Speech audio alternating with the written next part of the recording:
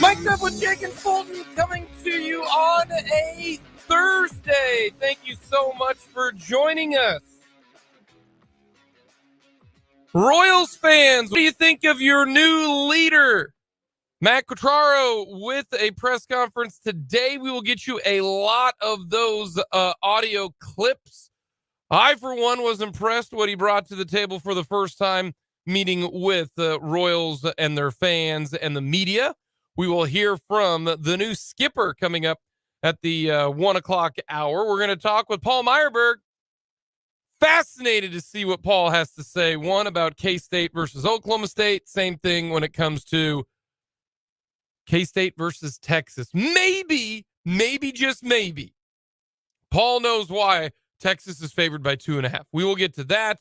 We'll talk plenty of NFL. Jeff Kerr will join us coming up in the 1 o'clock hour. We'll get to a little midway point of the NFL as well. So we got a lot to discuss on this edition of Mic'd Up. Jake Lamont, Fulton Caster with you. A lot of ways to interact with us on this show. You can hit us up on our Big O Tires text line, 785-272-9429. Hit us up on Twitter, at SportsOn580. SportsOn580. Very simple, very easy. Let us know in a tweet.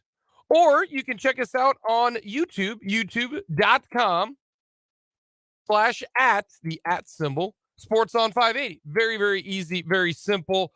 You can leave a comment in the comments section as well. We'll interact that way, as we would love to get your thoughts on this Thursday edition of Mic'd Up.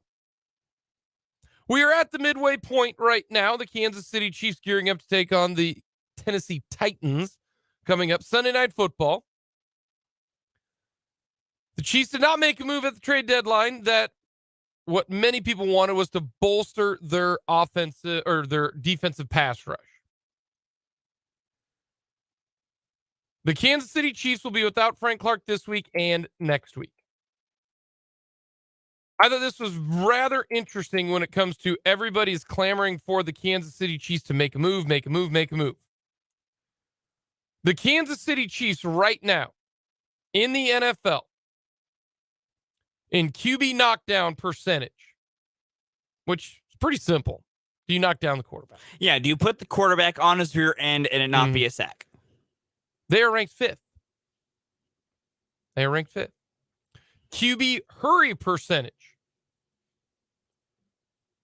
They are ranked sixth. QB pressure percentage. Now, some people are going to say, what's the difference between a QB hurry and a QB pressure? And to be honest with you, I'm kind of with you. But QB pressure rate, they are second. Now, this is not sack numbers. There's a difference between pressure rate and sack rate.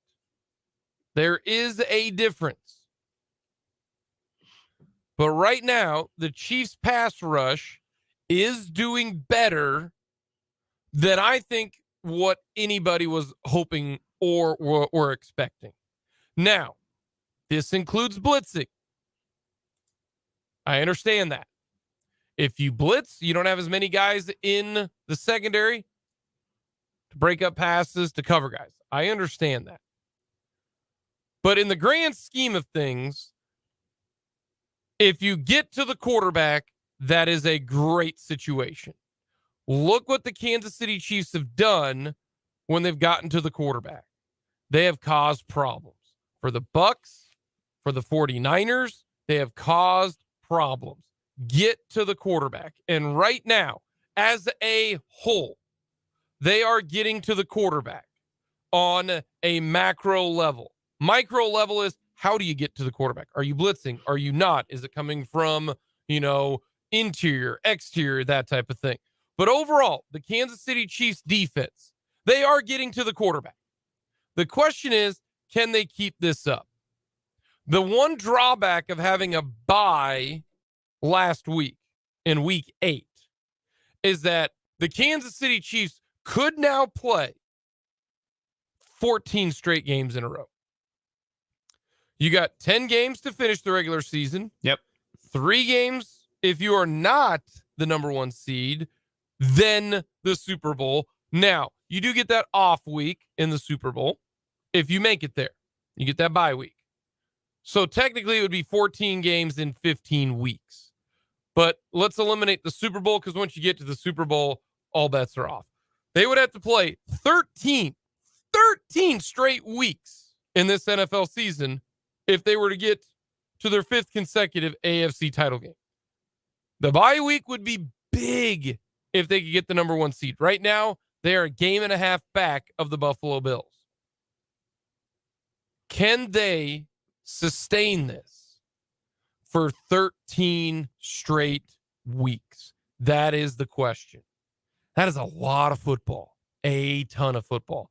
And that is why maybe, just maybe, Frank Clark getting 2 weeks off here, technically it's 3 weeks, might be a benefit.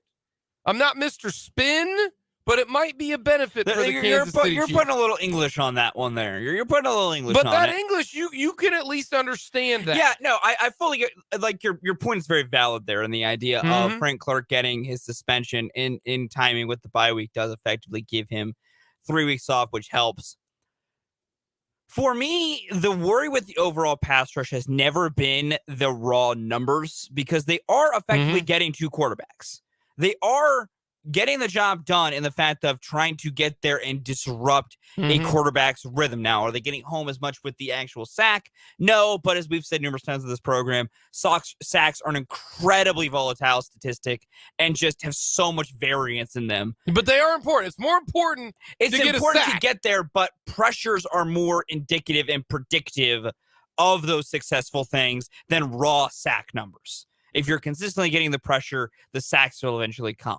The worry Not necessarily. We found that out last year. more often than not. Yeah. Numbers always have their own quirky little piece to them. But I think what has always been the thing with Kansas City this year has been they can generate pressure and they can get to the quarterback, but it always has to be through a blitz. It's manufacturing the pressure with 4 that they've been struggling with this year that I think has always been the impetus to the idea of add a pass rusher, add an edge rusher, what have you, is maybe blitz less.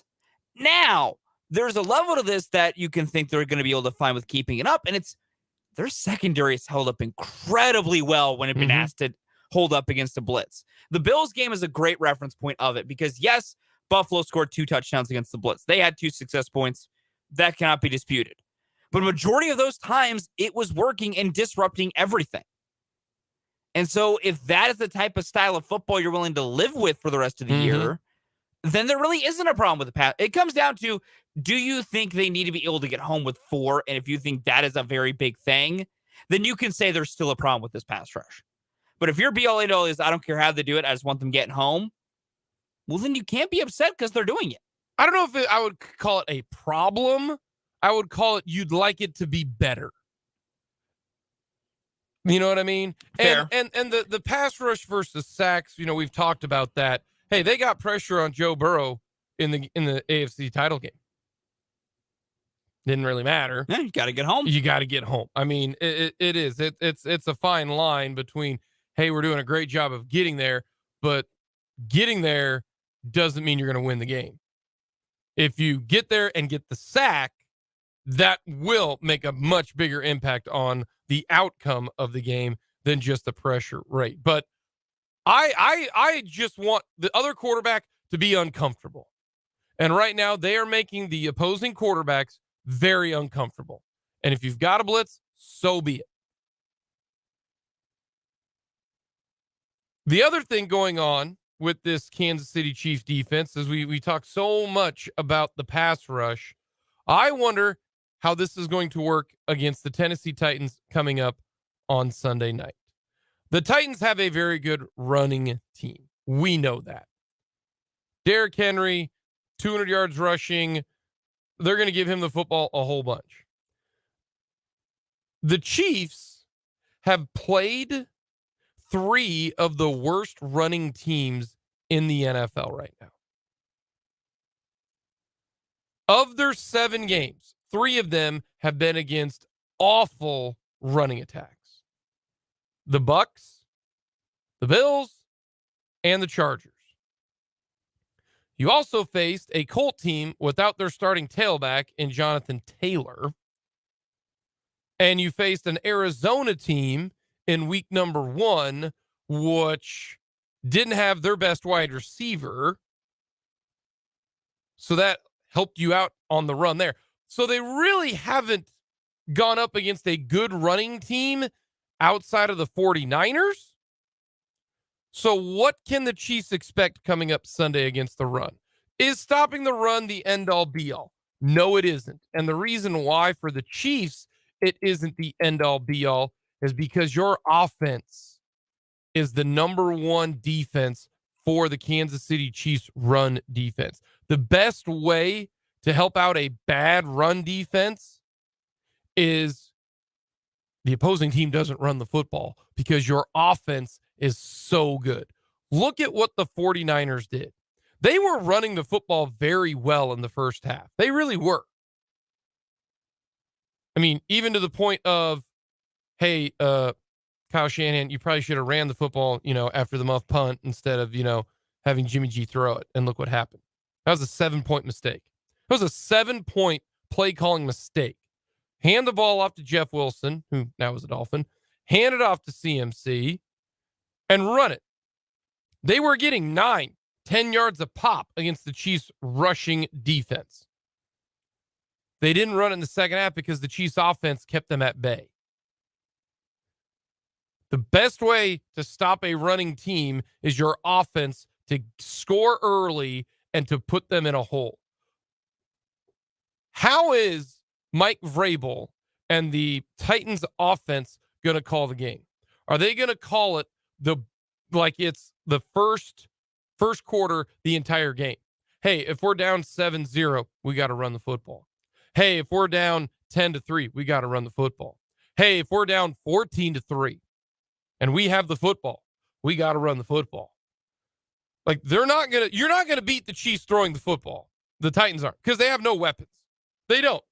They have literally no what. Treylon Burks, they were hoping he would fill in for A.J. Brown. That ain't happening. Like, they can't throw the football. They can't. Yeah, because also the receivers aren't even healthy. Like, they have one healthy body, and that's it. That's why I wonder if Mike Vrabel will. I think this game could either be, a 1-score game going into the fourth quarter, or this is going to be a blowout. Because if I am Mike Vrabel, every 4th down that I get near midfield, you got to go for it. You have to go for it because you're not going to outscore the Chiefs. You have to somehow be efficient in running the football, and you got to shorten this game. The theory of you got to outscore the Chiefs, that's what you need to do. The Titans can't outscore the Chiefs. The only hope for the Titans offensively is to make this like a 12-possession game for each team, and then they have to go for it on 4th down a lot. They need to. Does Mike Vrabel and that Titan offense have the patience? We are screaming about the pass rush, which is going to matter against the Bills, against the Ravens, against the Bengals, against the Dolphins. It's not going to matter against the Titans. It's not. I'm more interested in how is this running defense going to be, because this Titan offense should run the foot. Even if they're down 14-3 or 17-7, they have to run the football. And you just have to say, look, on this drive, if we don't get points, there's a good chance we're going to lose, because if we have to punt it, now they go up another score. Like that's to me makes this game against the Titans so interesting, especially if Tannehill doesn't play. Mm-hmm. Right now, Tannehill was limited yesterday. We don't know yet. We'll find out a little bit later if he's going to go. So I look at this game for the Chiefs. If you want their run defense to improve, just keep scoring. You got to that's how they beat the 49ers. That's why the 49ers had to stop running it, because they were down so much in the second half and they had no answer throwing the football with Jimmy G. Here's the thing when it comes to this game. One, the Titans will never stop running the football unless it is a 28-point game. Mike Vrabel is going to use Derrick Henry as much as humanly possible, especially if Ryan Tannehill is limited.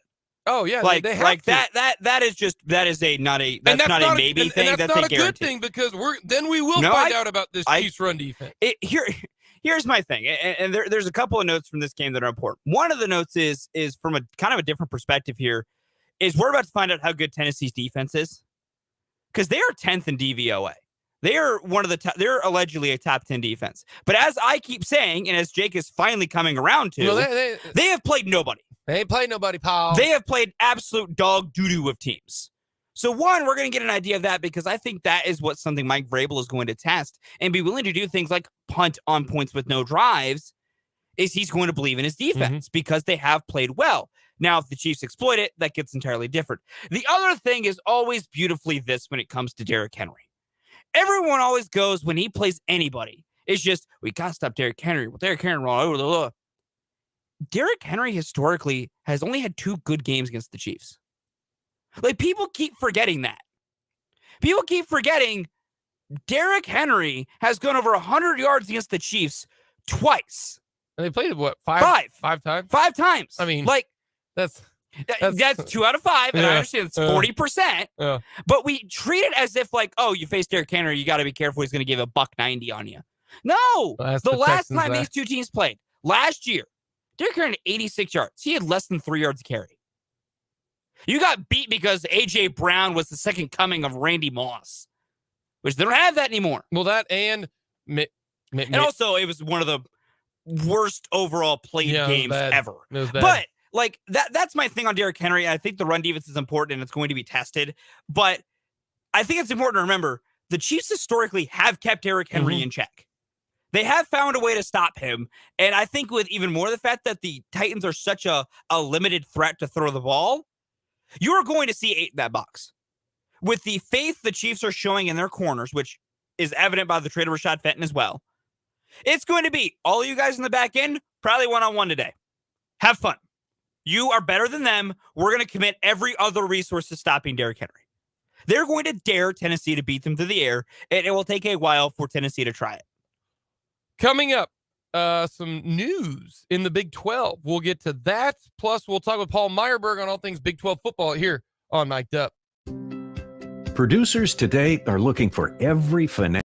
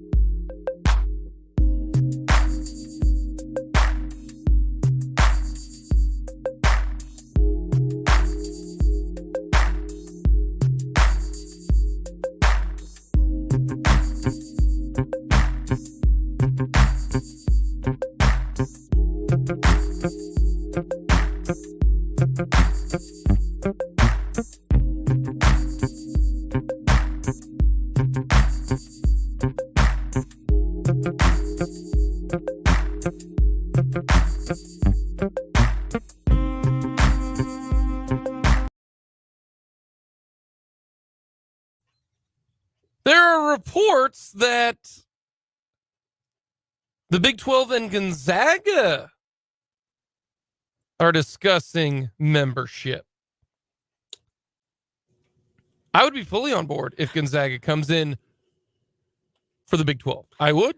You need a brand in college and college sports today. You need your conference to have a brand. If Gonzaga joined the Big 12, they would be the greatest basketball conference in the country, and it would not even be close. If I am Gonzaga, I only join with basketball.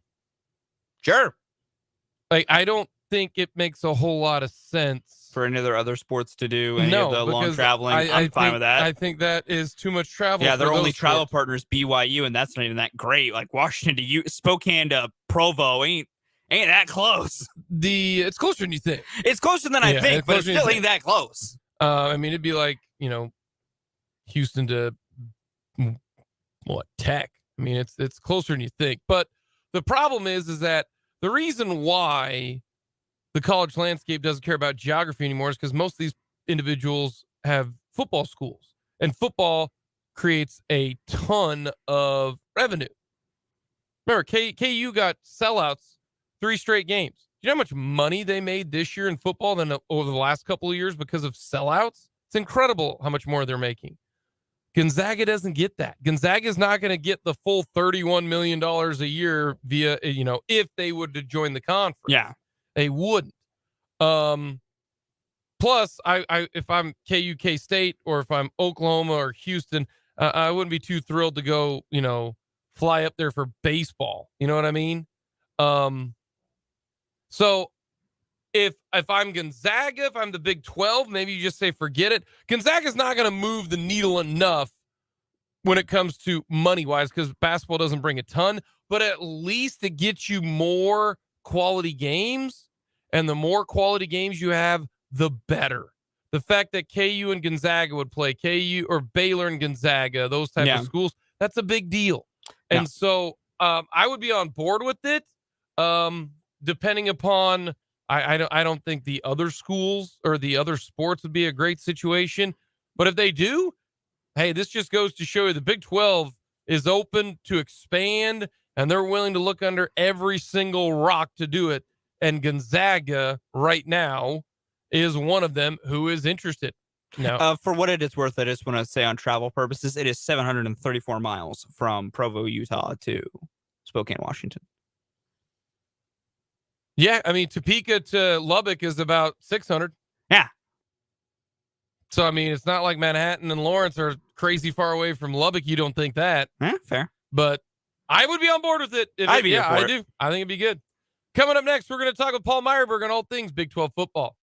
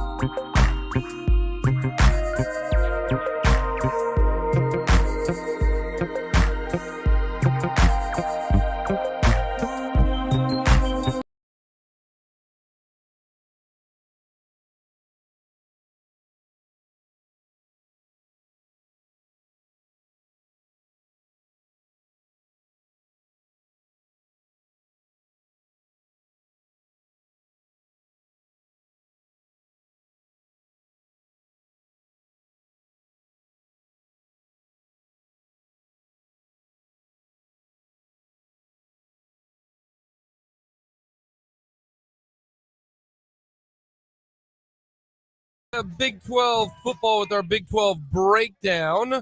Brought to you by 23rd Street Brewery in Lawrence. Head on down to 23rd Street Brewery if you cannot catch the KU game, or if you want to watch, the Cats play the Texas Longhorns. On down to the 23rd Street Brewery there on Clinton Parkway in Lawrence. It is our Big 12 breakdown with Paul Meyerberg from USA Today. Does the best, the absolute best, breaking down all things college football. You can follow him on Twitter at Paul Meyerberg. Paul, tell me, you saw 48-0 K-State hammering Oklahoma State like we all did, right? Oh, absolutely. Hey, look, I've been beating the drum about Kansas State. Boom, boom, boom for a couple months. But I did not see 48-0 happen. I think they just scored again, actually. I think it's now 55-0. What a butt kicking. And an absolute breakthrough for a team that was playing with a backup quarterback, coming off of a really dismal, or at least recently removed from a very dismal, tough to swallow loss. An unbelievable response. I think it says a lot about the team, about the coaches, and about the program. To come back from TCU with your backup QB and put a stomping on a top 10 team in the country, it's just remarkable. So if you didn't believe before, I hope you do now, because this team, I think on any given Saturday, could beat any team in the Big 12 and probably could play with way, way, way more of the top 25 than not. So a fantastic win and a real moment for the program, I think, under Klieman. What's been the difference? Is it the throwing ability of Howard that none of us saw? Did Howard throwing the football open up the running game for Deuce Vaughn? Like, can you at least put some type of facts or observations to, get to a 48-0 win? Yeah, I think the passing game has opened things up for the offense and made it different. I hesitate to use the word better, because we've seen this offense operate at a really high level with Adrian Martinez, and it's obviously a different offense schematically in terms of how they approach the QB run game. It's just a different look. But a perfect storm on Saturday against Oklahoma State. I think watching that game, it felt over to me after the first drive because it was so clinical. And that touchdown pass to Warner was such a moment to me that said, wow. Like, if you had concerns about Will Howard coming out of TCU, or especially after the way things sputtered when he was a starter last year, I think that drive answered a lot of questions, gave them the confidence they needed, and it was just an avalanche, an absolute avalanche. Some of that has to be attributed to Oklahoma State. It's very uncommon, in my experience, for a Mike Gundy coach team to get hit in the mouth in the first quarter, and then just kind of wilt. And Oklahoma State just didn't really put up a fight. Not to take anything away from Kansas State, but that was very surprising. So this was a clinical dismantling of a top 10 team on both sides of the ball.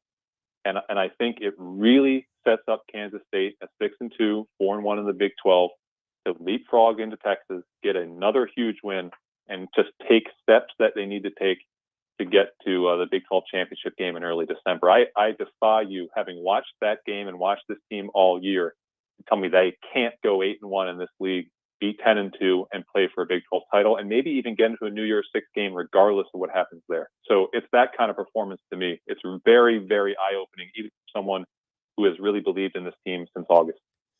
All righty. Do they have a quarterback situation right now? Do you play Will Howard because he's, hot in the streets?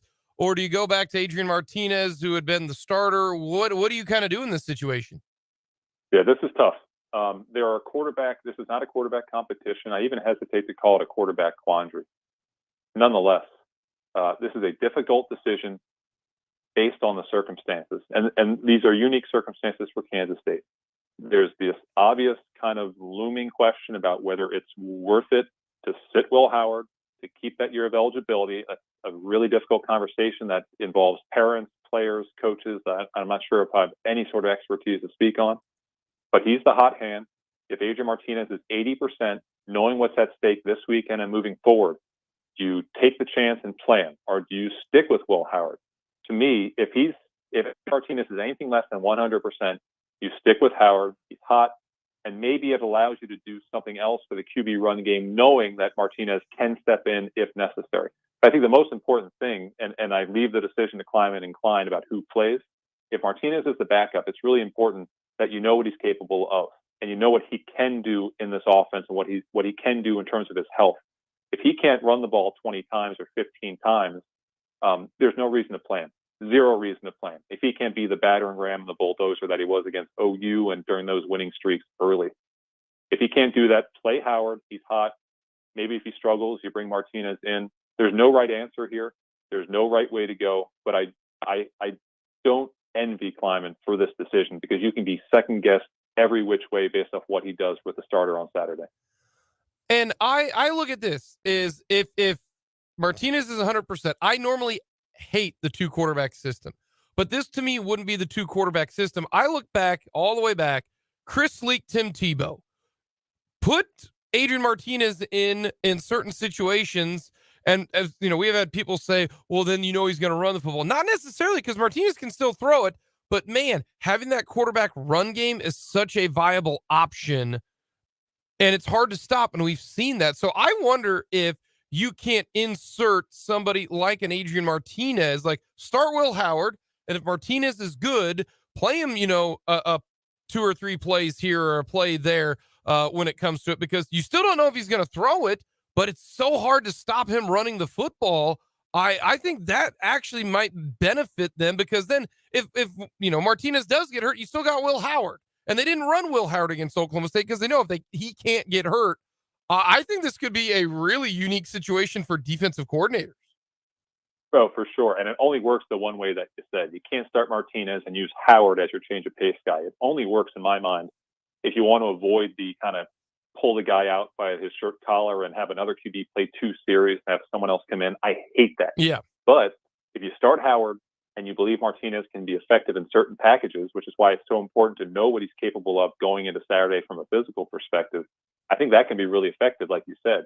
It's about keeping defenses off balance, and really a Texas defense off balance, that when they get rolling, they can cause 3 and outs in a row because they have speed and they have talent, but they can be wobbled, because we've seen them get wobbled over and over again at times in Big 12 play. I'd be interested in seeing if Kleiman and Klein feel comfortable with a 2 QB system during the game itself, but it is an option. And if Martinez isn't 100%, but he could still go, it would be interesting to see him get a situation where it's 3rd and 2 and Martinez runs on the field and shoot. Sometimes with Martinez and this offensive line and this run game, if it's 3rd and 2 and they're running it, it doesn't even matter. It really doesn't. So I would like to see that if he's ready to go in spurts or in pieces.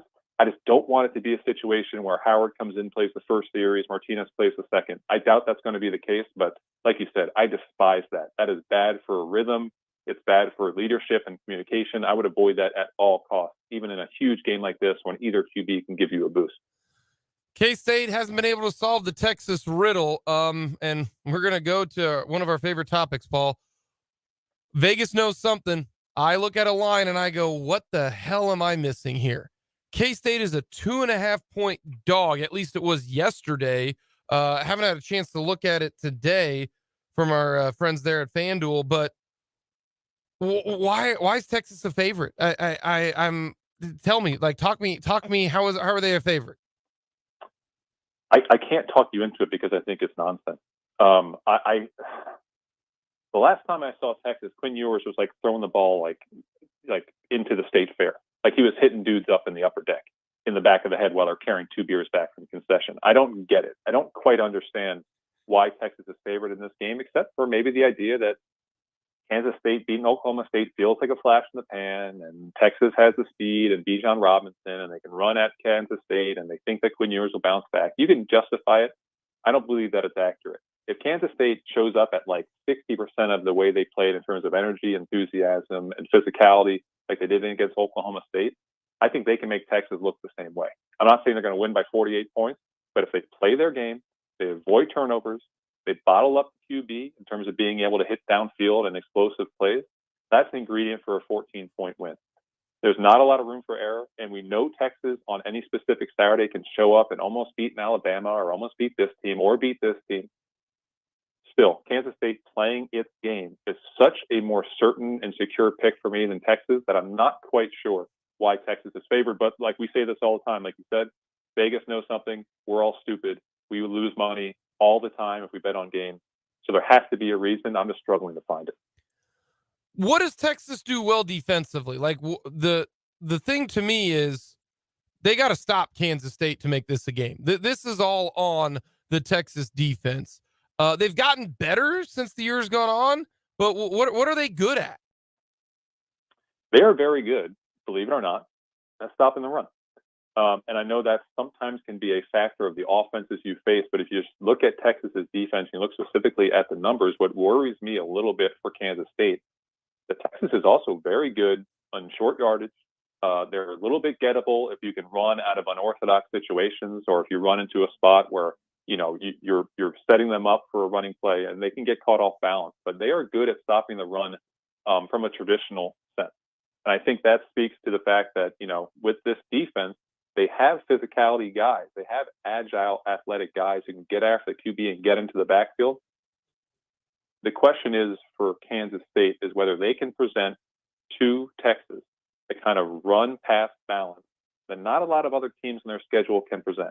Certainly West Virginia can't. Oklahoma couldn't when they played because they had nobody at QB. Alabama couldn't run the ball from a traditional sense against them back in September. But if Oklahoma State did provide any sort of blueprint, it's that if you involve Spencer Sanders, or in this case, Will Howard or Adrian Martinez in the running game and team him with Deuce, you can find some success on the ground. I just don't like the idea of running straight at him without a quarterback run game aspect. I don't think that's necessarily an avenue towards success. You need to be multiple, and you need to have some just in terms of what looks that you can present, keep them on their heels. Kansas State can do that. I think they're going to run well on them, but Texas can stop the run. And if they do, obviously, that's the ingredient for failure in a big way for Kansas State. Paul Marburg is our guest for our Big 12 Breakdown, brought to you by the 23rd Street Brewery in Lawrence, Kansas. You can follow Paul on Twitter at Paul Marburg. And Paul, let's move over to the Kansas Jayhawks. They're coming off their bye week. They return home to take on an Oklahoma State Cowboys team that is coming off that 48-0 loss to Kansas State. And we are already speaking about some spreads and some lines here to make you scratch your head. Oklahoma State opened at a 2.5-point favorite over Kansas.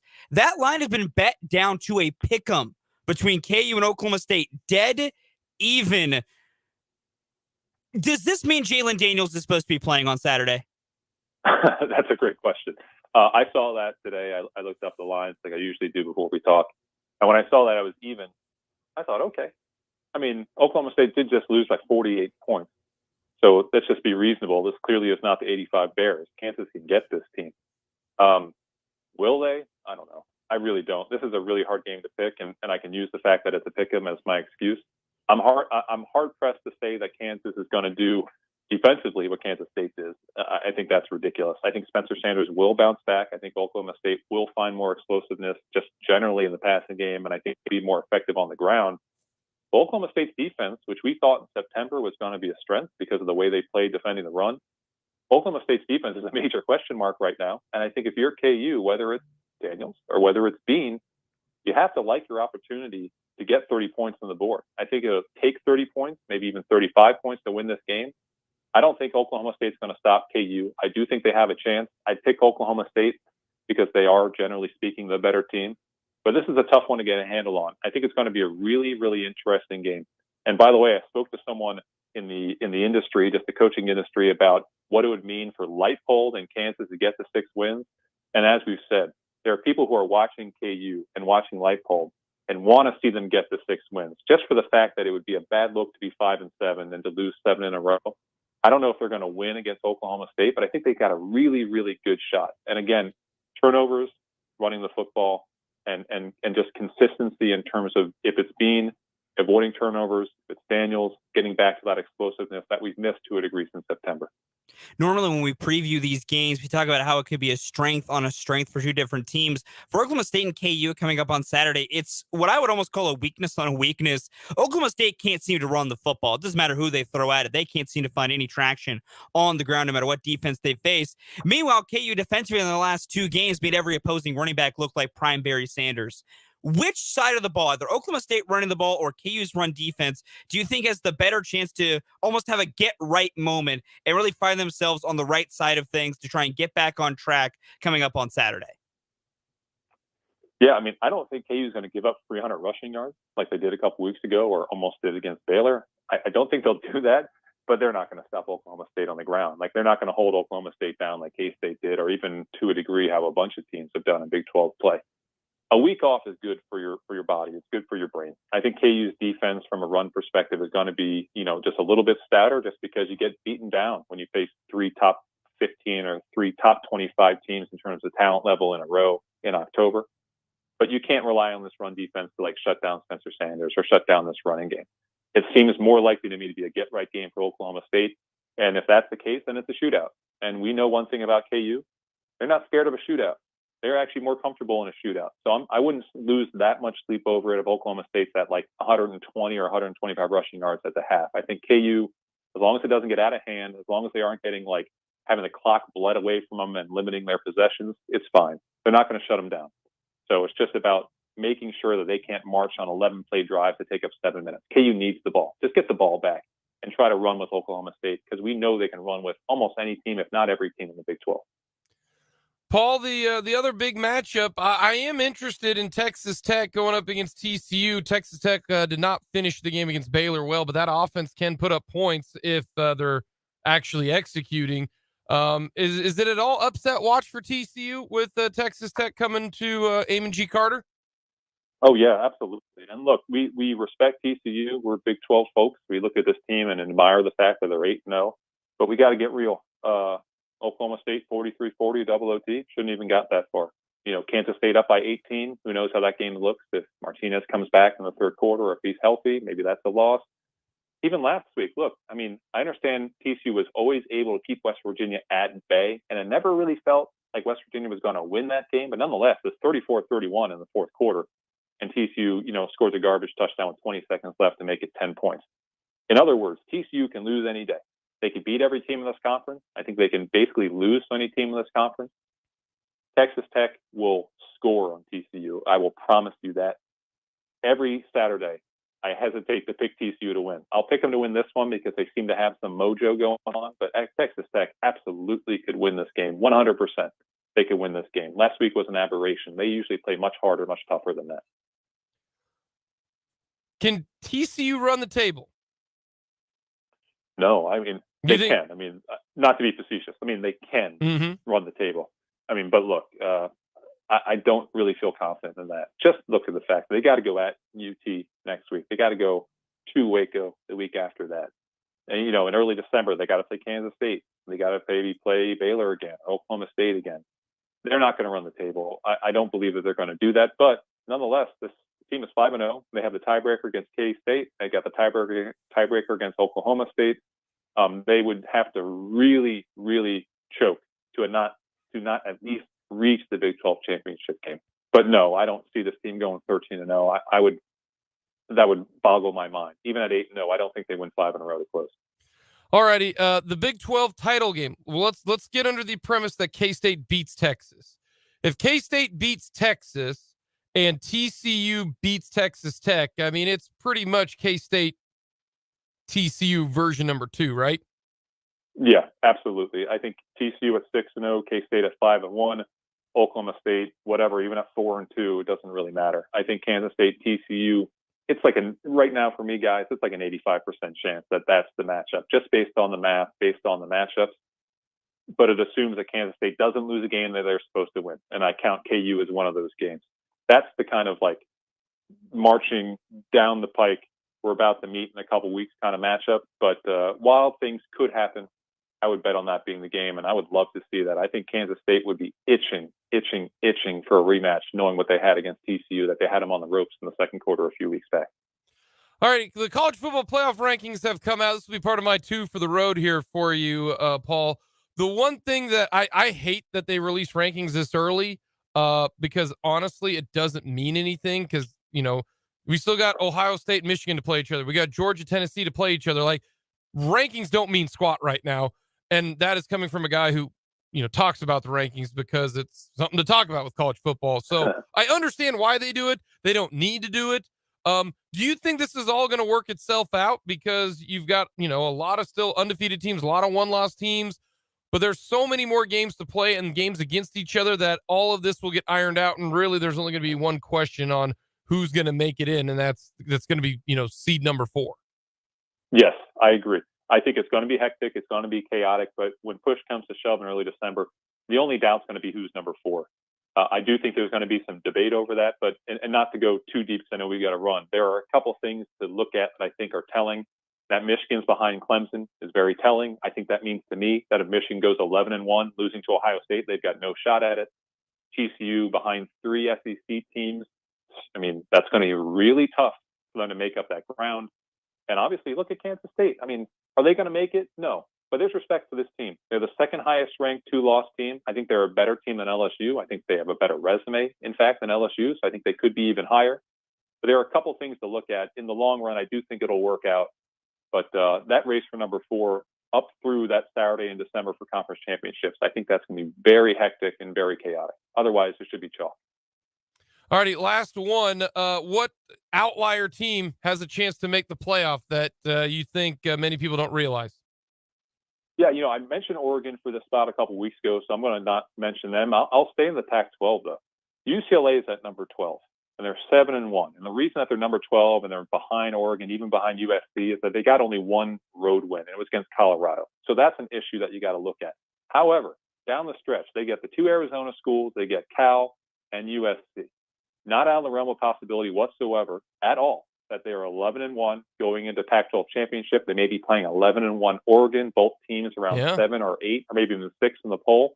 I think UCLA's got a shot at it. And if I was going to pick a dark horse and put $1,000 down in Vegas on anybody, I'd probably do the Bruins, because unlike a lot of teams, you can easily kind of picture their road to the top 4. Other ones, you gotta ask what's going to happen here, what's going to happen there. I think UCLA has a shot, maybe a 1 in 10 shot, but a shot nonetheless. Paul, as always, we appreciate the time, my friend. Enjoy the weekend. Thank you, guys. Talk next week. Paul Meyerberg, USA Today. That is our Big 12 breakdown, brought to you by the 23rd Street Brewery. Coming up, we'll talk all things NFL with Jeff Kerr of CBS Sports.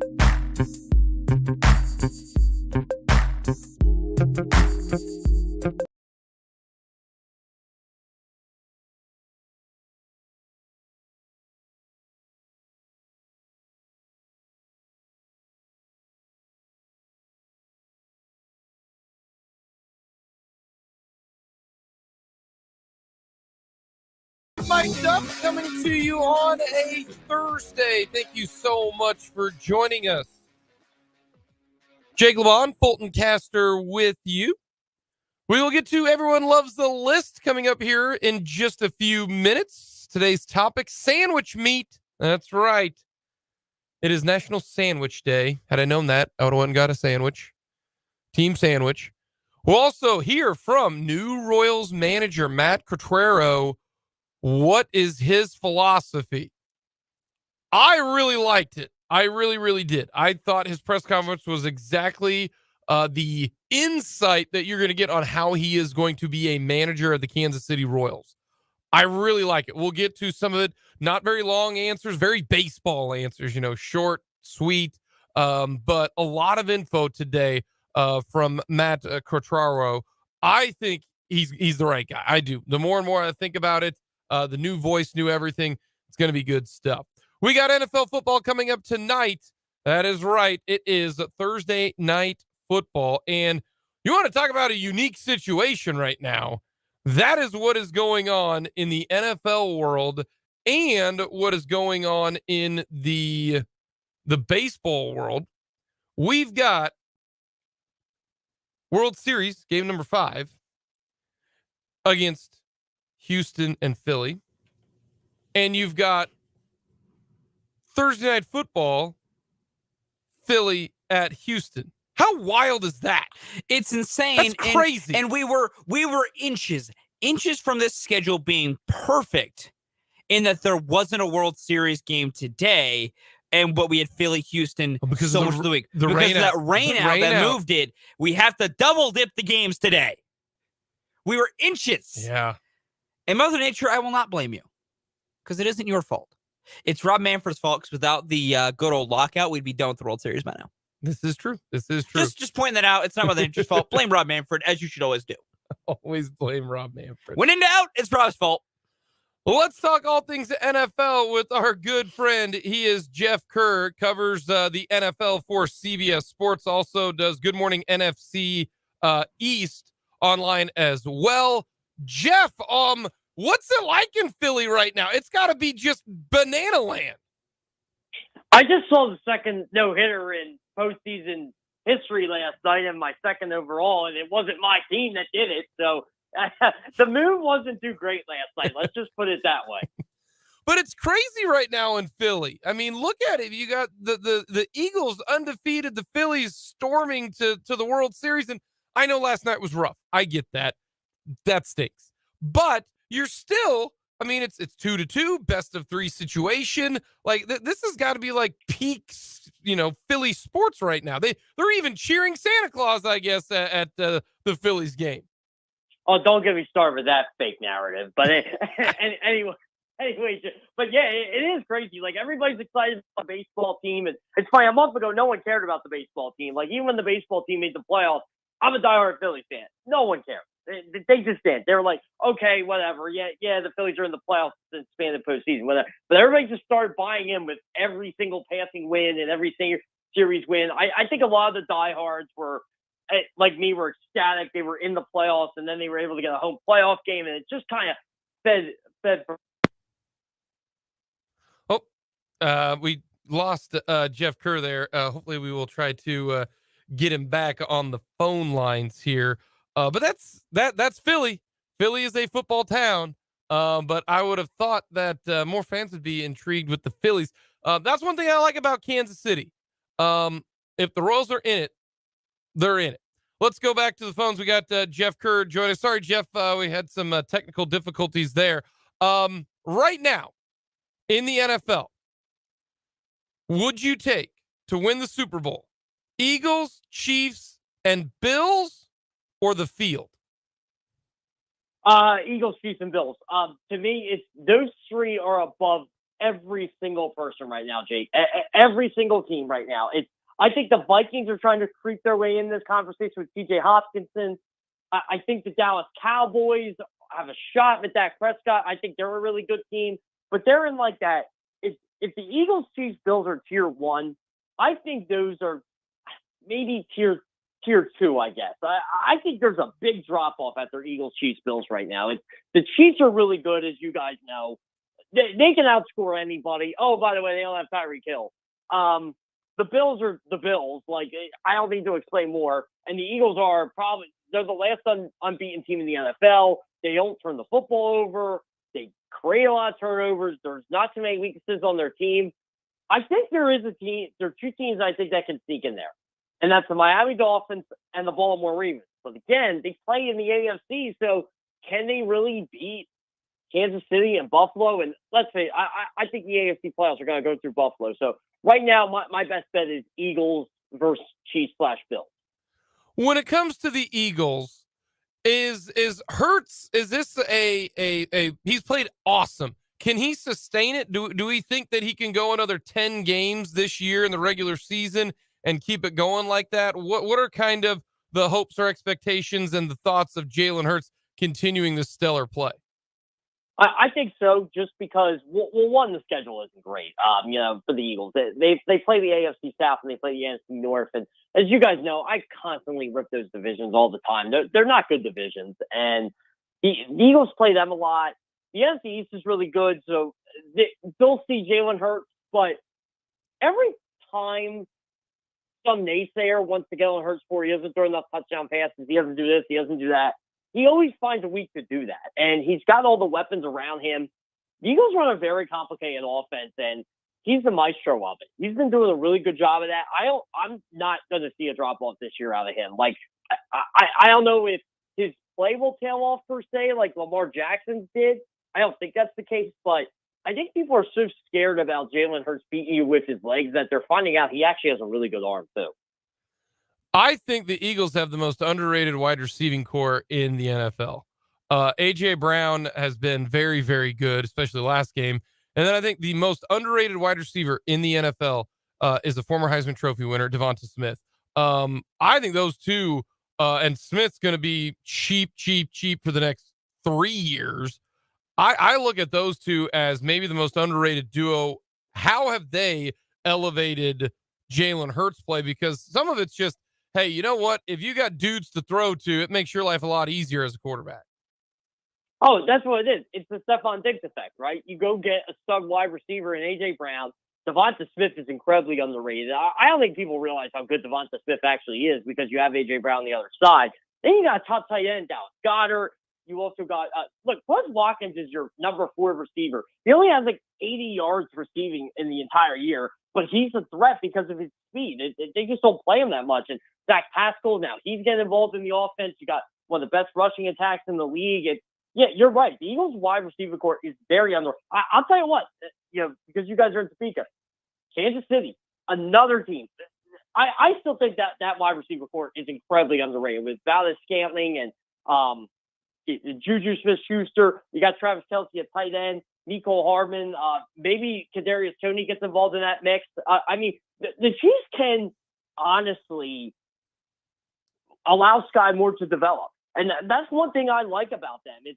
Sky Moore's not having the start you wanted, but Smith-Schuster gets better by the week. Marquez Valdes-Scantling gets better by the week. They're using Hardman the way they want to use him too. Kind of like how they used to use Tyreek Hill from like 2016, 2017. I'll tell you what, I honestly feel like it's funny how the 3 best teams in the NFL probably have the best wide receiving cores. You have followed the NFC East for quite a while. You know maybe Kadarius Toney better than most. Did you like the trade that the Chiefs gave up a late third, a compensatory third, to get Kadarius Toney for 2.5, maybe 3.5 years? Did you think that was the smart move?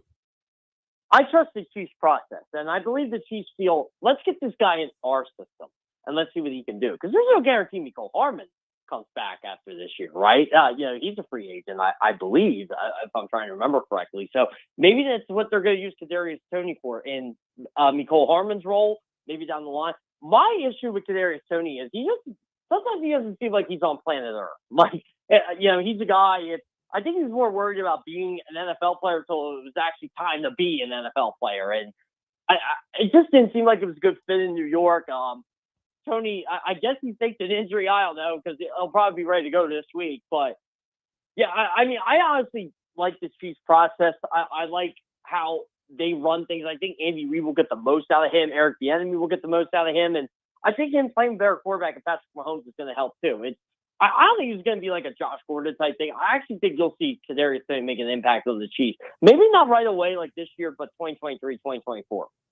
We're joined by Jeff Kerr right now of CBS Sports. You can follow him on Twitter at Jeff Kerr CBS. And Jeff, on the defensive side of the football for the Kansas City Chiefs, it's always nice to kind of a semi-outsider perspective from somebody who sees things a little bit differently, coming from more of an NFC East perspective.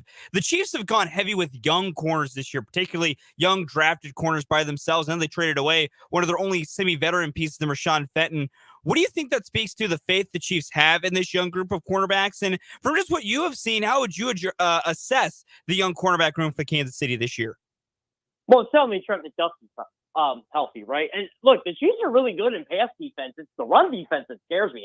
I don't think they get enough pressure on the quarterback you would want to see them get. Like Frank Clark did a really good job against San Francisco. I think Chris Jones is still trying to come into form. He's usually better second half of the year anyway. George Karlaftis, I thought, would make a much more positive impact. But again, he's a rookie defensive end. You can't expect much out of the guy. But overall, the Chiefs' run defense is what scares me more than the pass defense. Like, the pass defense has been more than fine. And I'm really liking the direction Kansas City's going in. And again, when Trent McDuffie comes back and is fully healthy, and I mean like 100% healthy, I think that's going to make a world of difference for them. And really, if you think about it, the only quarterback who was really able to play well against the Kansas City Chiefs was Josh Allen, and Josh Allen plays well against anyone. That's true. Josh Allen, truly, it seems like if Josh Allen plays well against you, that's not an indictment on your defense. It's more of a speaking of how great of a quarterback he is. On the offensive side of the football, you noted that you think the Chiefs are up there as one of the more underrated wide receiver cores. All the talk in the offseason was, how will the Chiefs offense play without Tyreek Hill? Well, they just casually put up one of the most efficient offensive seasons we have quite literally ever seen in the history of the game. Is it just a matter of this team being underrated by people, or is Andy Reid and Patrick Mahomes crafting something together and just truly doing something special with very limited resources?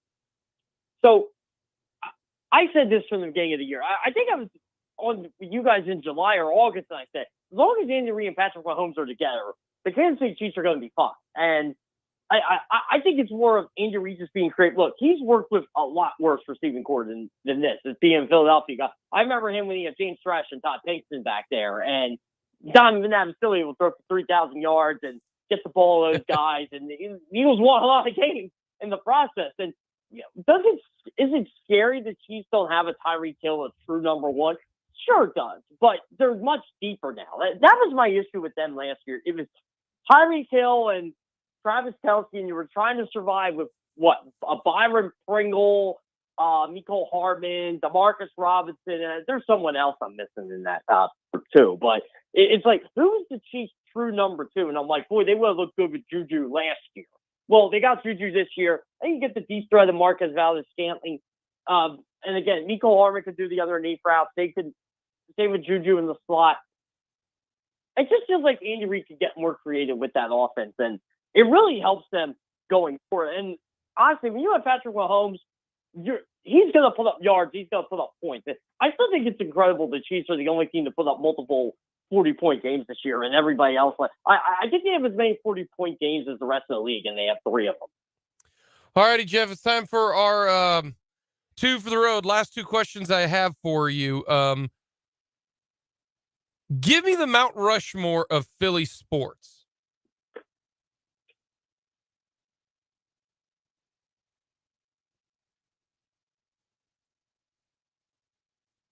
Did we lose Jeff? Jeff, no, I'm here. What is the Mount Rushmore of Philly sports?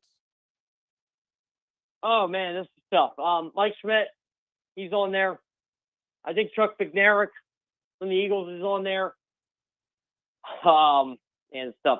Probably Julius Erving from the Sixers. I'm just gonna go one in each sport, and Bernie Perron from the Flyers. Okay, I think we're gonna go 4. All righty. Who wins the MVP of the NFL? Right now, I think I give it to Josh Allen, but Jalen Hurts is right there. But I'll tell you what, Patrick Mahomes should get some serious consideration as well. I don't want to hear it like, oh, he's Patrick Mahomes. No, he doesn't have Tyreek Hill, and all you people did was rip him last year, and he's having a better year. Jeff, we appreciate the time. Try to have the 2 TV setup with what's going to happen tonight up there in Philly. We appreciate the time. So it's funny. I actually got to cover the Eagles game tonight, and I'm like, guys, just making a blowout so I can get my takeaways in, get my post game stuff, and watch the Phillies. But Phillies are rocking the Power Blues tonight. My sister's going to the game. I went last night. I'm like, I just said to her, just bring home a win. That's all I'm asking. Well, enjoy the time tonight, Jeff. Yeah, it sounds great. Thanks for having me on, guys. Jeff Kerr, CBS Sports there in Philly. How about that? What a crazy time for be a Philly fan right now. Philly, the Eagles at Houston in football, the Astros at Phillies in baseball. That's crazy. That's wild. This could either be a really fun night for Philly fans or a really bad night. Yeah. Yeah. Oh, I think that, well, it's going to be an okay night. Well, yes, because the Eagles are going to win. Listen, the way it could go is bad. They put the Thursday night game, Eagles and Houston Texans. Like, they knew the Texans were going to be garbage. Why would they do this? Schedule makers hate us is what happened. They truly hate us. Coming up next, we got Everyone Loves the List here on Mic'd Up.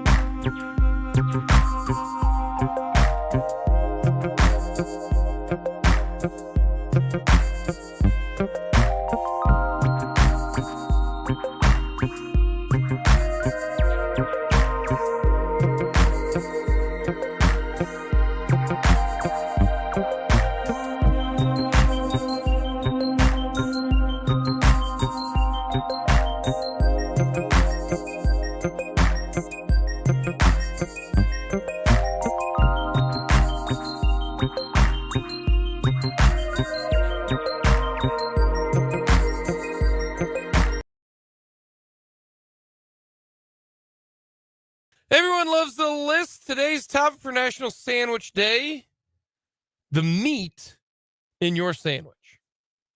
Our top meats on a sandwich. We're not limited to just deli meats here. No. It's just what meat would you put on a sandwich to help make the best sandwich you can.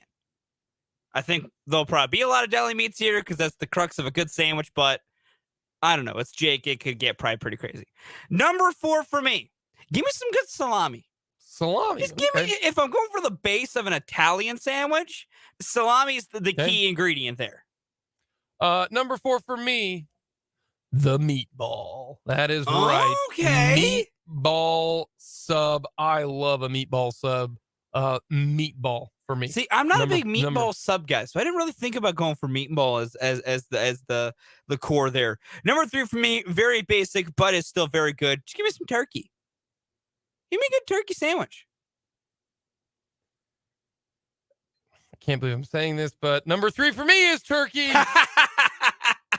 But here's the thing. I cannot wait for Thanksgiving. Yeah, the leftover turkey sandwiches you can make But out of that's that. not deli turkey. Oh, I agree. That's No, turkey. that's correct. You put some turkey, throw some mustard on that Yep, turkey, yep. and then bite into that with a bun. Yep. Damn. I cannot You wait. gotta love the leftover Thanksgiving sandwich. The day after Thanksgiving dinner sandwich that's just whatever random stuff you have and you pile it on top. Great time. Number 2 for me, pastrami. Pastrami. As a man who has openly discussed his love of a Reuben, of course, pastrami is one of my favorite meats out there. But I only it's up there as greatness as I love it, but it's very specific context sometimes. Let me ask you this real quick. Yeah, The difference between corned beef and pastrami. I couldn't tell you. Like, for real. I like them both. I think they both are very good. I could not tell you what is the scientific difference between pastrami and corned beef. Here we go. Thank you, Jay. The What is main it? difference between corned beef and pastrami is the way they're cut and processed. Plus, after cutting and curing, corned beef is boiled, whereas pastrami is smoked and steamed. Because they look similar. Yeah, they look almost identical. And Yeah. trust me, they taste pretty identical. My number 2 is brisket. Good call. I love a brisket sandwich. Great call. Put thinly sliced brisket on a bun. Whew. Delicious. Yeah, I think brisket is probably the best thing to use for a good barbecue sandwich. Yeah. Is to roll with the brisket. I think that's the best And call. it needs to be cut thin yeah. so that way you can stack it. Yes. Yeah. No, that's the key to a good brisket-based sandwich is the stackability of the brisket. Number 1 for me, ham. You can never go wrong with ham on a sandwich. No matter what the sandwich is, no matter what type you have created, if you put ham, it is now better. It is king. I don't know if this is going to violate, the Geneva Convention or how many treaties I'm about ready to say here.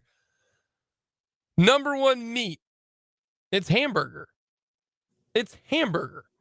There's nothing better than hamburger, bun, bread, hamburger. Now, is that going back to, is that allowed? But there's nothing. Is a hamburger a sandwich? Yes, it is. Is a cheeseburger a sandwich? Yes, it is. Therefore, the answer, beef. That's it. Just beef. Hamburger. That's truly what beef. it's for dinner. Coming up next, we're going to hear from new Royals manager Matt Quatraro.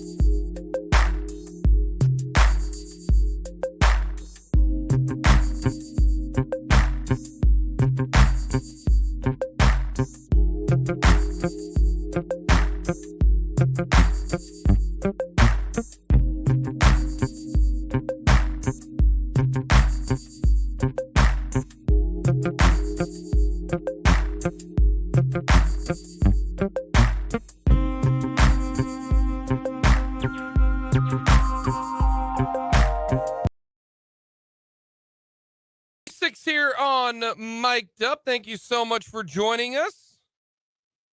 Jake Lamont, Fulton Caster with you.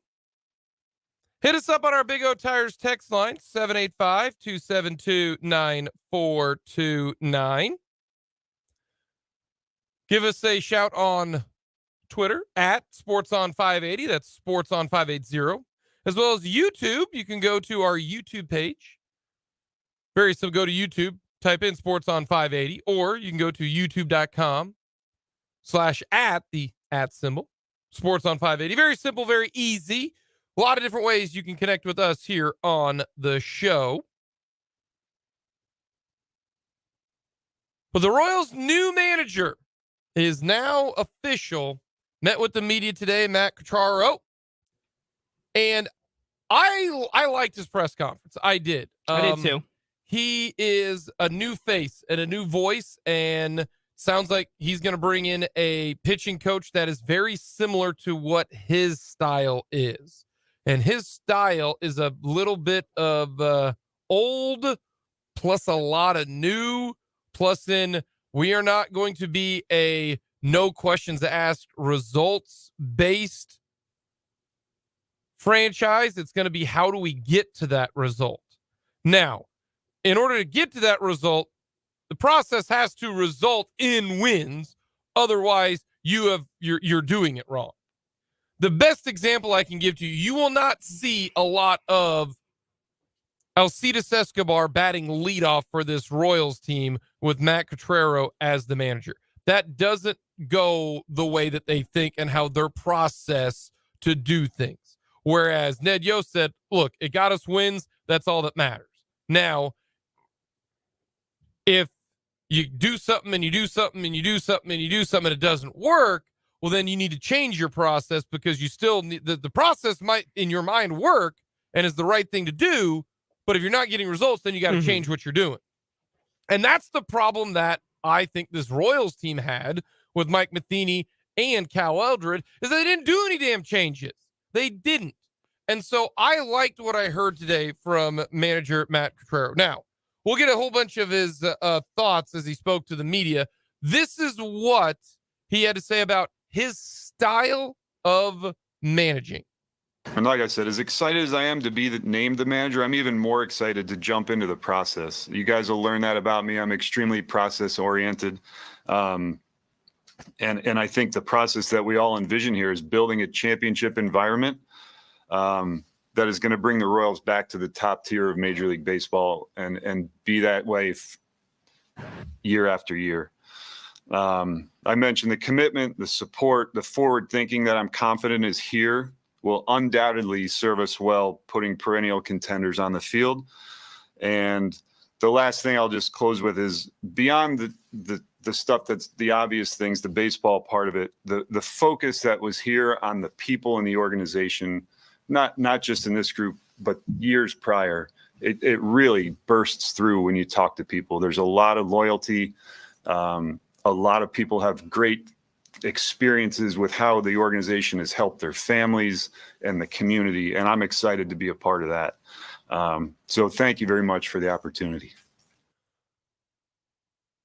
The process. He is going to say that a lot in this one, in this press conference. Get used to that. And he is a guy that has got both sides, but the last couple of years he's been on the data and the information side of things, the analytics. That's what the Rays do. I think he has a great way of explaining how he is going to go with using the numbers, using what they have at their disposal, their research and development, plus his gut feeling. And this is what Matt Quatraro says about gut versus data. Well, the way I look at it is all of that information, all the input are kind of the guardrails. And within those guardrails, there is room for interpretation. Now, the better we feel about our process and our information, the closer those guardrails get together, and we'll make those decisions within those parameters. But there's got to this game is played by human beings, and there's a lot of emotion. There's a lot of things that happen that no one ever knows about. Even the manager or the GM, guys come to the field every day with a whole set of things that have gone on in their lives, just like we all do. And to try to plug into where they are on a daily basis and help them compete to the best of their ability, that's what we're going to try to do. And that's where that human factor comes in. That should be on a billboard. That should be broadcasted to every single person who says the word analytics, who does all of that. That is the perfect answer. Like, that's perfect. Yes, we've got all this information. Those are the guardrails. If you ignore that information and you're just shooting from the hip, that is a bad process. The more we get, the more you whittle it down, then you get it a little bit shorter. Now we've got a smaller sample size to make a decision. Oh, yeah, by the way, these guys are human. Emotion is a part of it. Not all baseball outings are created equal. No runs through 6 innings with a guy who's getting shellacked all over the place, but his defense is making plays, versus a guy going 6 innings and gave up 1 hit and struck out 8. The numbers say, well, he's gone 6 innings. He's done. Got to move him. He can't go through the lineup 3 times. Versus a guy who he's barely lucky he got 6 innings. I think that's a phenomenal answer by Matt Quatraro. I really do. It's a mixture of both. Wild concept here in the year 2022. I know that. Crazy how you can, use a whole bunch of information and variables to make a decision. I love that answer. We will use it. Here is what he also has to say about data-based decisions. Like, in my mind, data doesn't make the decisions. It informs the decisions, and it creates more questions that you can ask that help you make better decisions down the road. Brilliant. That is brilliant. You don't just go, well, the numbers say we got to go for it. No, you look at it a little bit.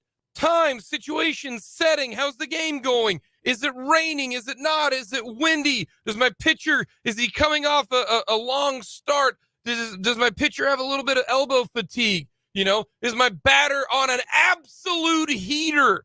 Let him hit. Like, there's more to it. That's brilliant. Like, in my mind, data doesn't make the decisions. It informs the decision. Like, that's perfect. I quite literally want to get that printed on a t-shirt and hand it out to everyone that makes fun of analytics. Because here's my thing. This goes beyond just how Matt is going to use the numbers and the data for the Royals, which is a great sign that that's his theory and plan to use it. What would surprise most people is that for those that are of the new age in all of sports that do things more analytically minded and use that dreaded word that people are trying to make more of a taboo, that's what they all do. Like, that is all analytical thinking is in the new age of the way it's being done, is the numbers are not forcing you to do a thing. They're just informing you of the best decisions to make, of what the data says could happen, and from there, make your call. Now, are there some that definitely do rely more and basically use that as well, if the numbers say it, I'm doing it? Yes, there are, and I think that's a bit too stringent.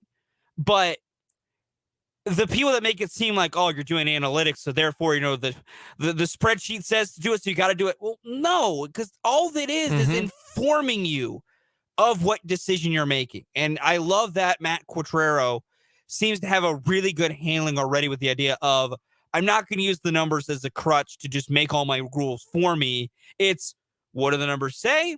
This is interesting. Let's go with this, because both what I'm thinking and the data both can arrive at this conclusion. It's not hard to comprehend. It's the way analytics is and the way people are using it, of those that are trying not to basically use it as a shock word and a taboo. That's like, such a good those answer. that actually care about what it means and are trying to get into the new age of sports, they understand that's what people mean when it comes to analytics. It's a 10-second answer. Like, in my mind, data doesn't make the decisions. It informs the decisions, and it creates more questions that you can ask that help you make better decisions down the road. Give you a perfect example. Data helps you get informed and ask more questions. All right. 6th inning. Brady Singer's on the mound. All right. Data says, you know what? Facing the third lineup a third time, it's not great. Mm-hmm. So ask another question. How is he pitching right now? wow, he is in the zone. They got hitters 7, 8, and 9 coming His up. spin's looking particularly good Yeah. today. It's got good movement today, There's better so than many normal. different things. That's why Yeah. I really, really like it. I do. How is he going to go about kind of his way of being a manager? I wouldn't shoehorn myself into. I love, Earl Weaver. Everybody likes 3-run homers and strikeouts for the pitchers, but whatever style of team that we put together is what we're going to work with. And I think more so than anything, I'm a believer. The things I've seen my last couple stops are depth, playing the whole roster, utilizing everyone, so that that helps performance on the field, but it also helps the environment in the clubhouse. And I think I'm a big believer in that. Depth is one of the main reasons why the Guardians were as good as they are and the Rays are as good as they are. Depth really, truly is a huge, huge deal. And that's one thing that ever since Ned Yost all the way to Mike Matheny, the Royals never used their bench. Like, they didn't use it at all. So I think if you use your bench at certain spots, I think that keeps everybody, more upbeat, more ready to go. Now, maybe, to go devil's advocate here, the bench for the Royals last couple of years haven't been good. Their bench has been Ryan O'Hearn, who can't play in the outfield and is a complete coin flip at the plate. Do you really want him being played a lot? No. So a lot of that goes back to depth. Now, someone asked, what do you want from the Royals organization, Matt Cottrell? What do you want? And it's one simple thing. And he makes it very, very clear what he expects from the front office and from the owner. Yeah, support. I've mentioned this. I've said it straight to Mr. Sherman, like that. In order to be process oriented, you have to have the support from ownership, and that spreads through the organization. And a very simple example is if somebody misses a ground ball in the 9th inning and we lose the game, if the owner's in the office and pounding the table after the game, then that attitude and that tension spreads to JJ and spreads to the office and then to the field staff, and everybody's coaching scared, playing scared, looking over your shoulder. And that was the furthest thing from what I got from the process. So that kind of stuff, the ability to collaborate, those things really stood out. You got to be in it for the long haul. This isn't a 1 or a 2-year deal with Matt Cottrell. It's not. Like, this is the guy you are going with. You got to let him go with it. It's kind of like in college football. Hey, he needs 3 years. You got to give him some time. You really, really do. He was also kind of, how is he going to be different? Here's what Matt Cottrell had to say. Most teams have the same amount of data, and it's a matter of opening up the lines of communication between field staff, front office, R&D, strength and conditioning, everybody. And that's what I plan to do and what our staff will do. A lot different. And remember the the firing of Dayton Moore and Mike Matheny. John Sherman said, we're not using what we have. That right there is using what you have. We're going to use all of this at our hands, and we got to be able to have an open line of communication. That, I think, is a lot different than what Mike Matheny and Cal Eldred, and to the point of Dayton Moore, did as well. Another reason, why have the Guardians been good? Why have the Rays been good? Matt Cottrell talks about his last 2 stops. What are some of the traits?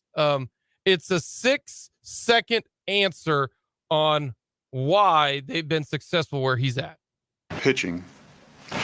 Put good pitching on the field, you got a really good chance of winning. It ain't hard. He gets it. It ain't hard. If you want to win, you got to have good pitching.